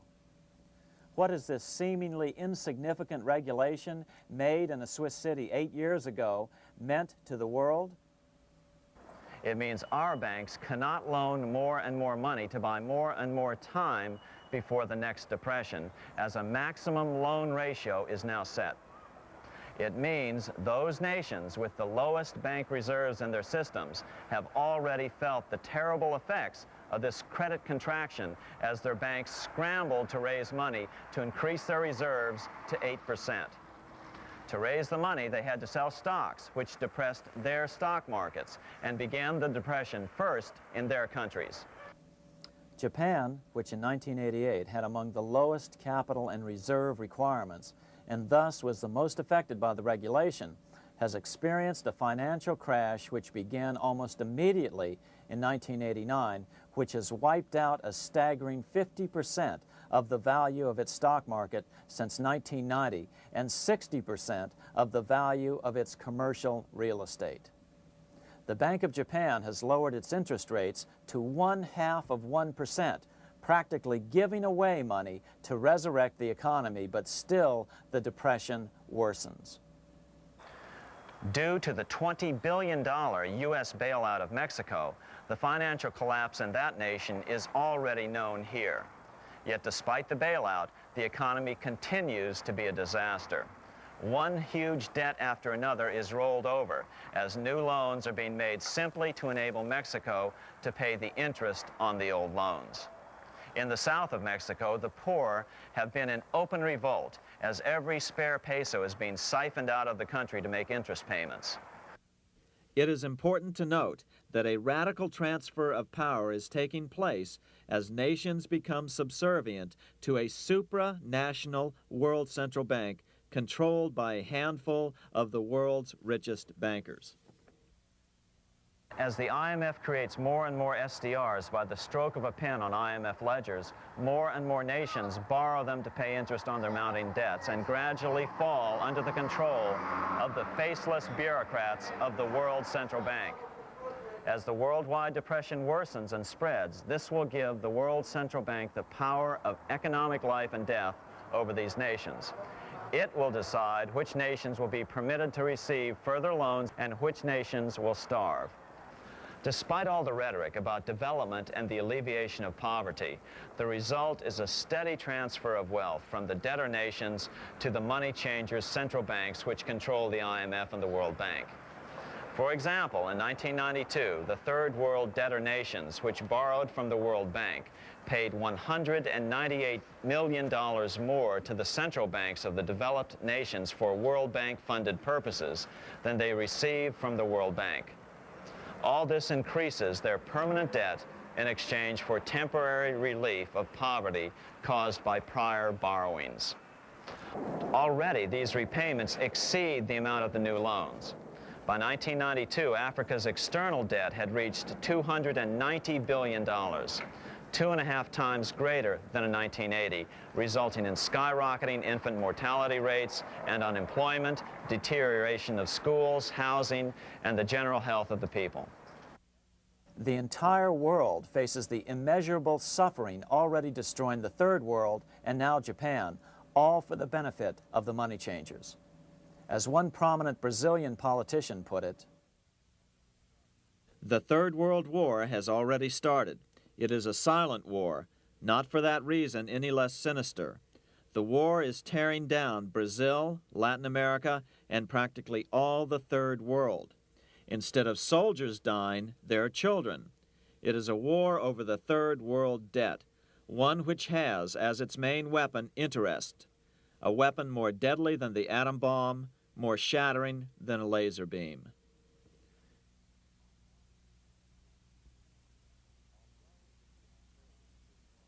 Although it would be absurd to ignore the pivotal role played by influential families such as the Rothschilds, the Warburgs, the Schiffs, the Morgans, and the Rockefellers in any review of the history of central banking and fractional banking, keep in mind, by now, central banks and the large commercial banks are up to 3 centuries old and deeply entrenched in the economic life of many nations. These banks are no longer dependent on clever individuals such as a Nathan Rothschild. Years ago, the question of ownership was important, but no longer. For example, both the Bank of England and the Bank of France were nationalized after World War II, and nothing changed, nothing at all.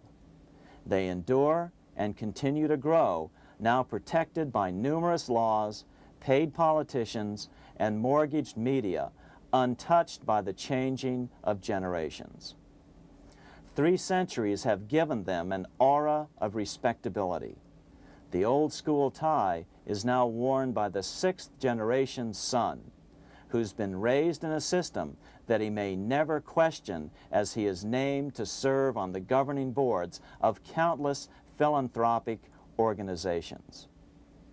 To focus attention today on individuals or families, or to attempt to sort out the current holders of power, serves little useful purpose and would be a distraction from the cure.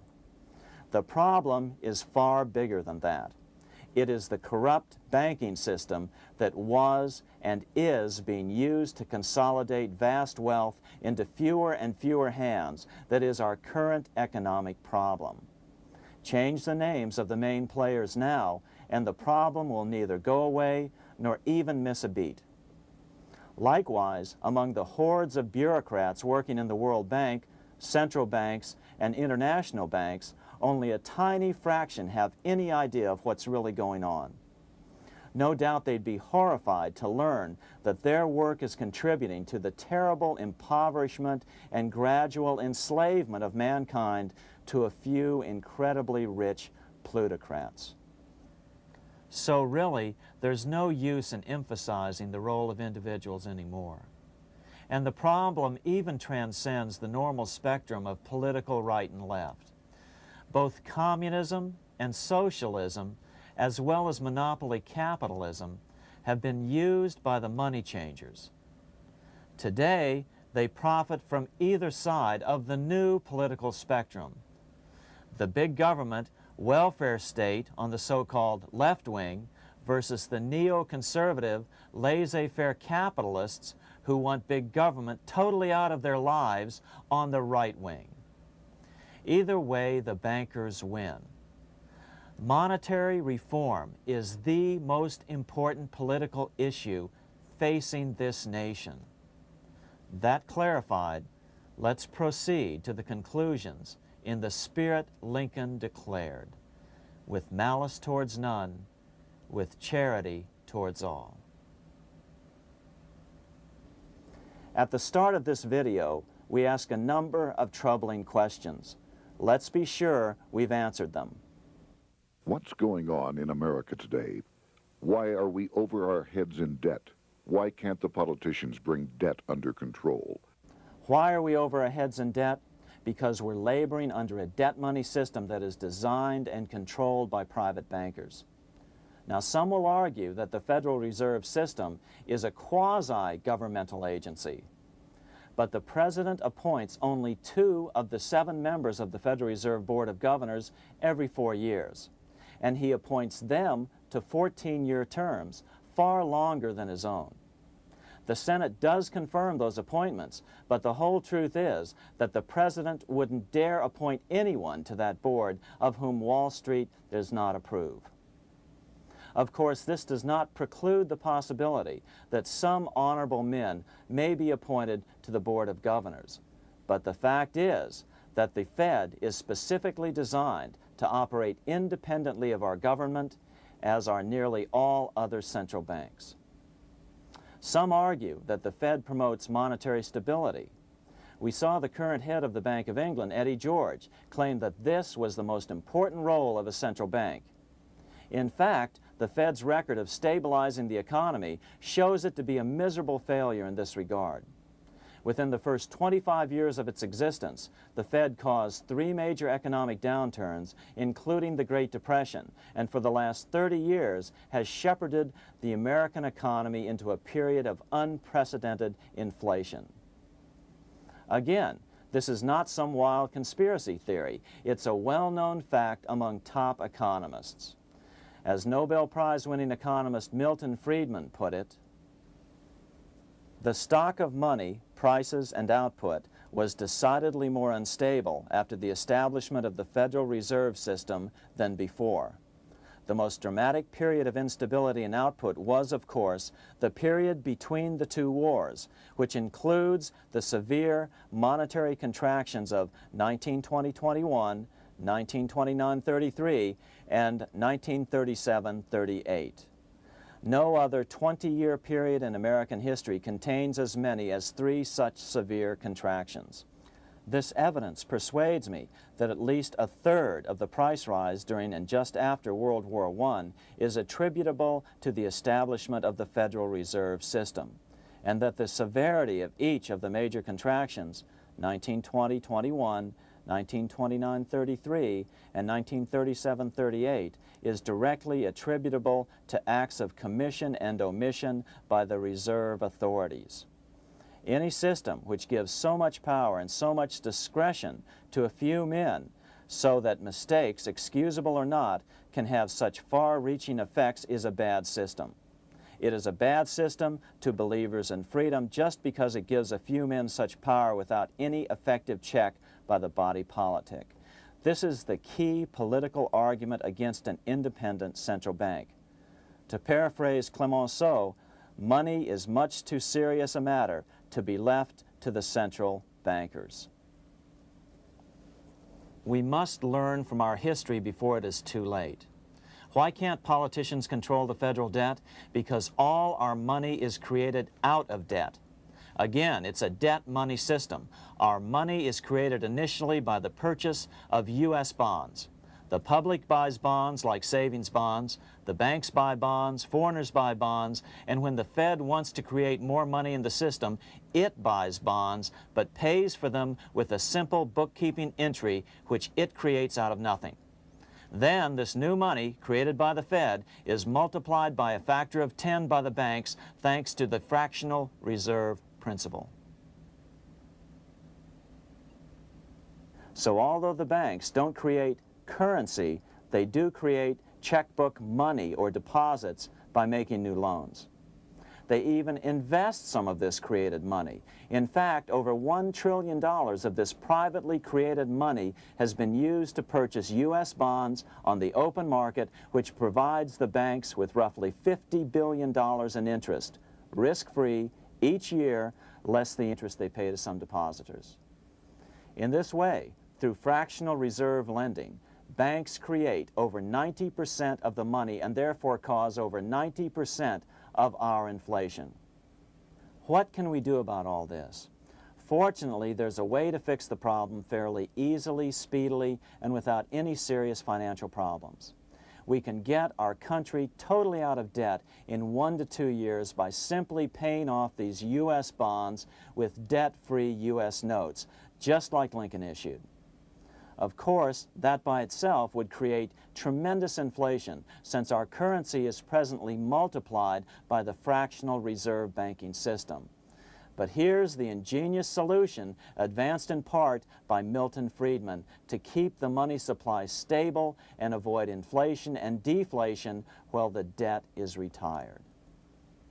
As the Treasury buys up its bonds on the open market with U.S. notes, the reserve requirements of your hometown local bank will be proportionally raised, so the amount of money in circulation remains constant. As those holding bonds are paid off in U.S. notes, they will deposit this money, thus making available the currency then needed by the banks to increase their reserves. Once all the U.S. bonds are replaced with U.S. notes, banks will be at 100% reserve banking instead of the fractional reserve system currently in use. From this point on, the former Fed buildings will only be needed as a central clearinghouse for checks and as vaults for U.S. notes. The Federal Reserve Act will no longer be necessary and could be repealed. Monetary power can be transferred back to the Treasury Department. There would be no further creation or contraction of money by banks. By doing it this way, our national debt can be paid off in a single year or so, and the Fed and fractional reserve banking abolished without national bankruptcy, financial collapse, inflation or deflation, or any significant change in the way the average American goes about his business. To the average person, the primary difference would be that for the first time since the Federal Reserve Act was passed in 1913, taxes would begin to go down. Now there's a real national blessing for you, rather than for Hamilton's banker friends. Now let's take a look at these proposals in more detail. Here are the main provisions of a Monetary Reform Act which needs to be passed by Congress. We've drafted a proposed Monetary Reform Act which follows at the end of this tape. Of course, variations with the same results would be equally welcome. 1. Pay off the debt with debt-free U.S. notes. As Thomas Edison put it, if the U.S. can issue a dollar bond, it can issue a dollar bill. They both rest purely on the faith and credit of the United States government. This amounts to a simple substitution of one type of government obligation for another. One bears interest, the other doesn't. Federal Reserve notes could be used for this as well, but could not be printed after the Fed's abolished as we propose, so we suggest using U.S. notes instead. 2. Abolish fractional reserve banking. As the debt is paid off, the reserve requirements of all banks and financial institutions would be raised proportionally at the same time to absorb the new U.S. notes, which would be deposited and become the bank's increased reserves. Towards the end of the first year of the transition period, the remaining liabilities of financial institutions would be assumed or acquired by the U.S. government in a one-time operation. In other words, they too would eventually be paid off with debt-free U.S. notes in order to keep the total money supply stable. At the end of the first year or so, all of the national debt would be paid, and we could start enjoying the benefits of full reserve banking. The Fed would be obsolete, an anachronism. 3. Repeal the Federal Reserve Act of 1913 and the National Banking Act of 1864. These acts delegate the money power to a private banking monopoly. They must be repealed and the money power handed back to the Department of Treasury where they were initially under President Abraham Lincoln. No banker or person in any way affiliated with financial institutions should be allowed to regulate banking. After the first two reforms, these acts would serve no useful purpose anyway, since they relate to a fractional reserve banking system. 4. Withdraw the U.S. from the IMF, the BIS, and the World Bank.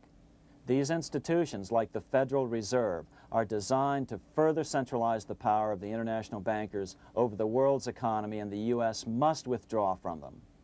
Their harmless functions, such as currency exchange, can be accomplished either nationally or in new organizations limited to those functions.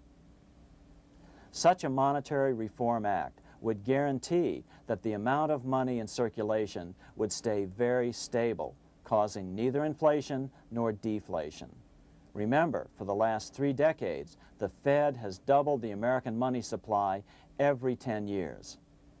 That fact and fractional reserve banking are the real causes of inflation and the reduction in our buying power, a hidden tax. These and other taxes are the real reasons both parents now have to work just to get by.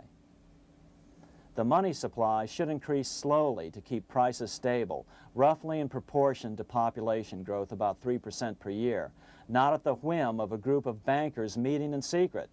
In fact, all future decisions on how much money will be in the American economy must be made based on statistics of population growth and the price level index. The new monetary regulators and the Treasury Department, perhaps called the Monetary Committee, would have absolutely no discretion in this matter except in time of declared war. This would ensure a steady, stable money growth of roughly 3% per year, resulting in stable prices and no sharp changes in the money supply. To make certain the process is completely open and honest, all deliberations would be public, not secret, as meetings of the Fed's Board of Governors are today. How do we know this will work? Because these steps remove the 2 major causes of economic instability, the Fed and fractional reserve banking, and the newest one as well, the BIS, Bank of International Settlements.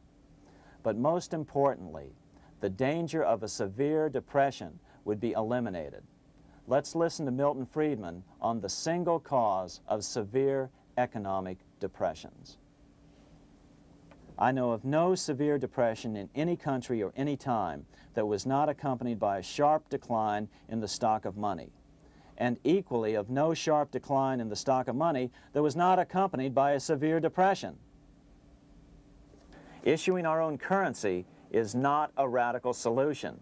It's been advocated by Presidents Jefferson, Madison, Jackson, Van Buren, and Lincoln. But it's been used at different times throughout Europe as well. Perhaps the best example is one of the small islands off the coast of France in the English Channel. Called Guernsey, It's been using debt-free money issues to pay for large building projects for nearly 200 years. Here we are on Guernsey, and this is the Guernsey Flower and Vegetable Market. Guernsey is one of the most successful examples of just how well a debt-free money system can work. In 1815, a committee was appointed to investigate how best to finance this new market. The impoverished island could not afford more new taxes, so the state's fathers decided to try a revolutionary idea: issue their own paper money.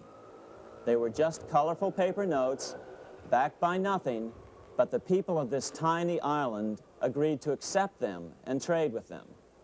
To be sure they circulated widely, they were declared to be good for the payment of taxes. Of course, this idea was nothing new. It was exactly what America had done before the American Revolution, and there are many other examples throughout the world. But it was new to Guernsey, and it worked miracles. This market is still in use, and remember, it was built for no debt to the people of this island state. But what if we follow Guernsey's example? How would the bankers react to these reforms? Certainly the international bankers' cartel will oppose reforms that do away with their control of the world's economies as they have in the past. But it is equally certain that Congress has the constitutional authority and responsibility to authorize the issuance of debt-free money, U.S. notes, and to reform the very banking laws it ill-advisedly enacted. Undoubtedly, the bankers will claim that issuing debt-free money will cause severe inflation or make other dire predictions. But remember, it is fractional reserve banking which is the real cause of over 90% of all inflation, not whether debt-free U.S. notes are used to pay for government deficits. In the current system, any spending excesses on the part of Congress are turned into more debt bonds, and the 10% purchased by the Fed are then multiplied many times over by the bankers, causing over 90% of all inflation. Our fractional reserve and debt-based banking system is the problem. We must ignore its inevitable resistance to reform and remain firm until the cure is complete. As the director of the Bank of England in the 1920s, Sir Josiah Stamp put it, referring to this modern fractional reserve banking system, "Banking is conceived in iniquity and born in sin. Bankers own the earth. Take it away from them, but leave them the power to create money and control credit, and with the flick of a pen, they will create enough money to buy it back again. Take this great power away from the bankers, and all great fortunes like mine will disappear, and they ought to disappear, for this would be a better and happier world to live in. But if you want to continue the slaves of bankers and pay the cost of your own slavery, let them continue to create money and to control credit." Americans are slowly figuring this out. Today, over 3,200 cities and counties have endorsed the proposal of a nonprofit organization called Sovereignty. The Sovereignty movement calls for Congress to authorize the Secretary of the Treasury to issue $90 billion per year of U.S. notes, not Federal Reserve notes nor debt-based bonds, to loan money interest-free to cities, counties, and school districts for needed capital improvements. Remarkably, and to their praise, the Community Bankers Association of Illinois, representing 515 member banks, has endorsed this sovereignty proposal, a good step in the right direction. As Milton Friedman has repeatedly pointed out, no severe depression can occur without a severe contraction of money. In our system, only the Fed, the Bank of International Settlements, with U.S. bankers' cooperation, or a combination of the largest Wall Street banks could cause a depression. In other words, our economy is so huge and resilient, a depression just can't happen by accident. Unless we reform our banking system, they will always have that power. They can pull the plug on our economy anytime they choose. The only solution is to abolish the Fed and the fractional reserve banking system and withdraw from the BIS. Only that will break the power of the international bankers over our economy. And keep in mind, a stock market crash itself cannot cause a severe depression. Only the severe contraction of our money supply can cause a severe depression. The stock market crash of 1929 only wiped out market speculators, mostly the small to medium ones, resulting in $3 billion in wealth changing hands. But it served as a smokescreen for a 33% contraction in credit by the Fed over the next 4 years, which resulted in over $40 billion in wealth from the American middle class being transferred to the big banks. Then, despite impotent howls of protest from a divided Congress, the independent Fed kept the money supply contracted for a full decade. Only World War II ended the terrible suffering the Fed inflicted on the American people. In a depression, the remaining wealth of the debt-burdened American middle class will be wiped out by unemployment, declining wages, and the resulting foreclosures. If we start to act to reform our monetary system, the money changers may do what they did in 1929 and then the 1930s, crash the stock market and use that as a smokescreen while contracting the money supply. But if we're determined to fight to regain control over our money, we can come out of it fairly quickly, perhaps in only a very few months, as U.S. notes begin to circulate and replace the money withdrawn by the bankers. The longer we wait, the greater the danger we'll permanently lose control of our nation. But some still wonder why the international bankers would want to cause a depression. Wouldn't that be killing the goose that is currently laying all those golden interest eggs? Remember what Larry Bates said at the first of this videotape. You see, in periods of economic upheaval, in economic crisis, wealth is not destroyed. It is merely transferred. Do we have any hints as to what the money changers have in store for us? Here's what David Rockefeller, the chairman of Chase Manhattan Bank, the largest Wall Street bank, had to say. We are on the verge of a global transformation. All we need is the right major crisis and the nation will accept the New World Order. So, crisis is needed to fulfill their plans quickly. The only question is when the crisis will occur. Fortunately, we probably have a little time. It's unlikely that this crisis will occur before the 1996 elections, but after that, the danger begins rising. But whether or not they decide to cause a crash or a depression through relentless increases in taxes and the loss of hundreds of thousands of jobs being sent overseas thanks to trade agreements such as GATT and NAFTA, the American middle class is an endangered species.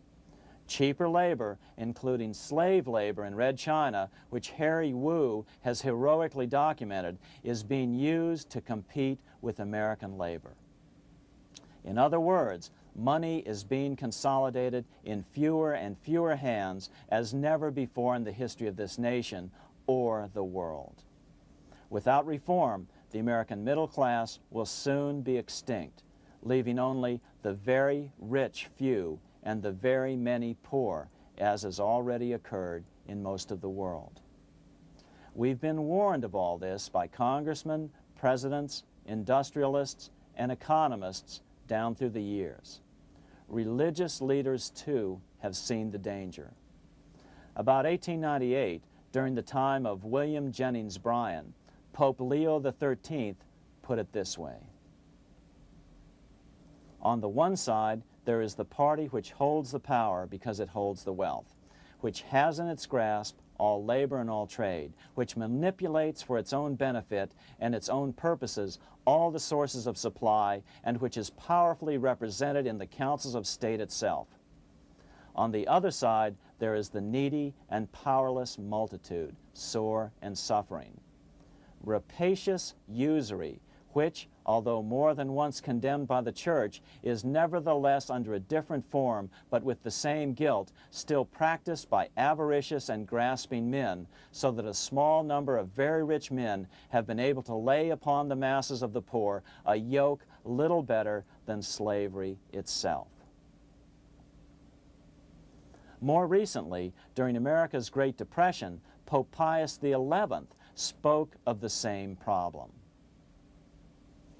In our days, not alone is wealth accumulated, but immense power and despotic economic domination is concentrated in the hands of a few. This power becomes particularly irresistible when exercised by those who, because they hold and control money, are able also to govern credit and determine its allotment. For this reason, supplying, so to speak, the lifeblood to the entire economic body and grasping, as it were, in their hands the very soul of the economy, so that no one dare breathe against their will. Educate your friends. Our country needs a solid group who really understand how our money is manipulated and what the solutions really are. Because if a depression comes, there will be those who call themselves conservatives who will come forward advancing solutions framed by the international bankers. Beware of calls to return to a gold standard. Why? Simple, because never before has so much gold been so concentrated outside of American hands. And never before has so much gold been in the hands of international governmental bodies such as the World Bank and International Monetary Fund. A gold-backed currency usually brings despair to a nation, and to return to it would certainly be a false solution in our case. Remember, we had a gold-backed currency in 1929 and during the first 4 years of the Great Depression. Likewise, beware of any plans advanced for a regional or world currency. This is the international bankers' Trojan horse.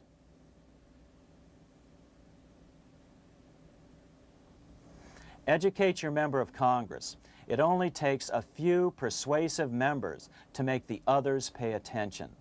Most congressmen just don't understand the system. Some understand it, but are so influenced by bank PAC contributions that they ignore it, not realizing the gravity of their neglect. We hope we've made a valuable contribution to the national debate on monetary reform. It remains for each man to do his duty, consistent with his state in life. May God give us the light to help reform our nation and ourselves. We say ourselves because ultimately vast multitudes of men are going to be driven more and more to desperation by the accumulation of the world's wealth in fewer and fewer hands. Men will tend to become like their oppressors, selfish and greedy. Rather, let's keep in mind during this period of reform a warning not to lose sight of greater things, as Pope Pius XI put it. For what will it profit men that a more prudent distribution and use of riches make it possible for them to gain even the whole world, if thereby they suffer the loss of their own souls?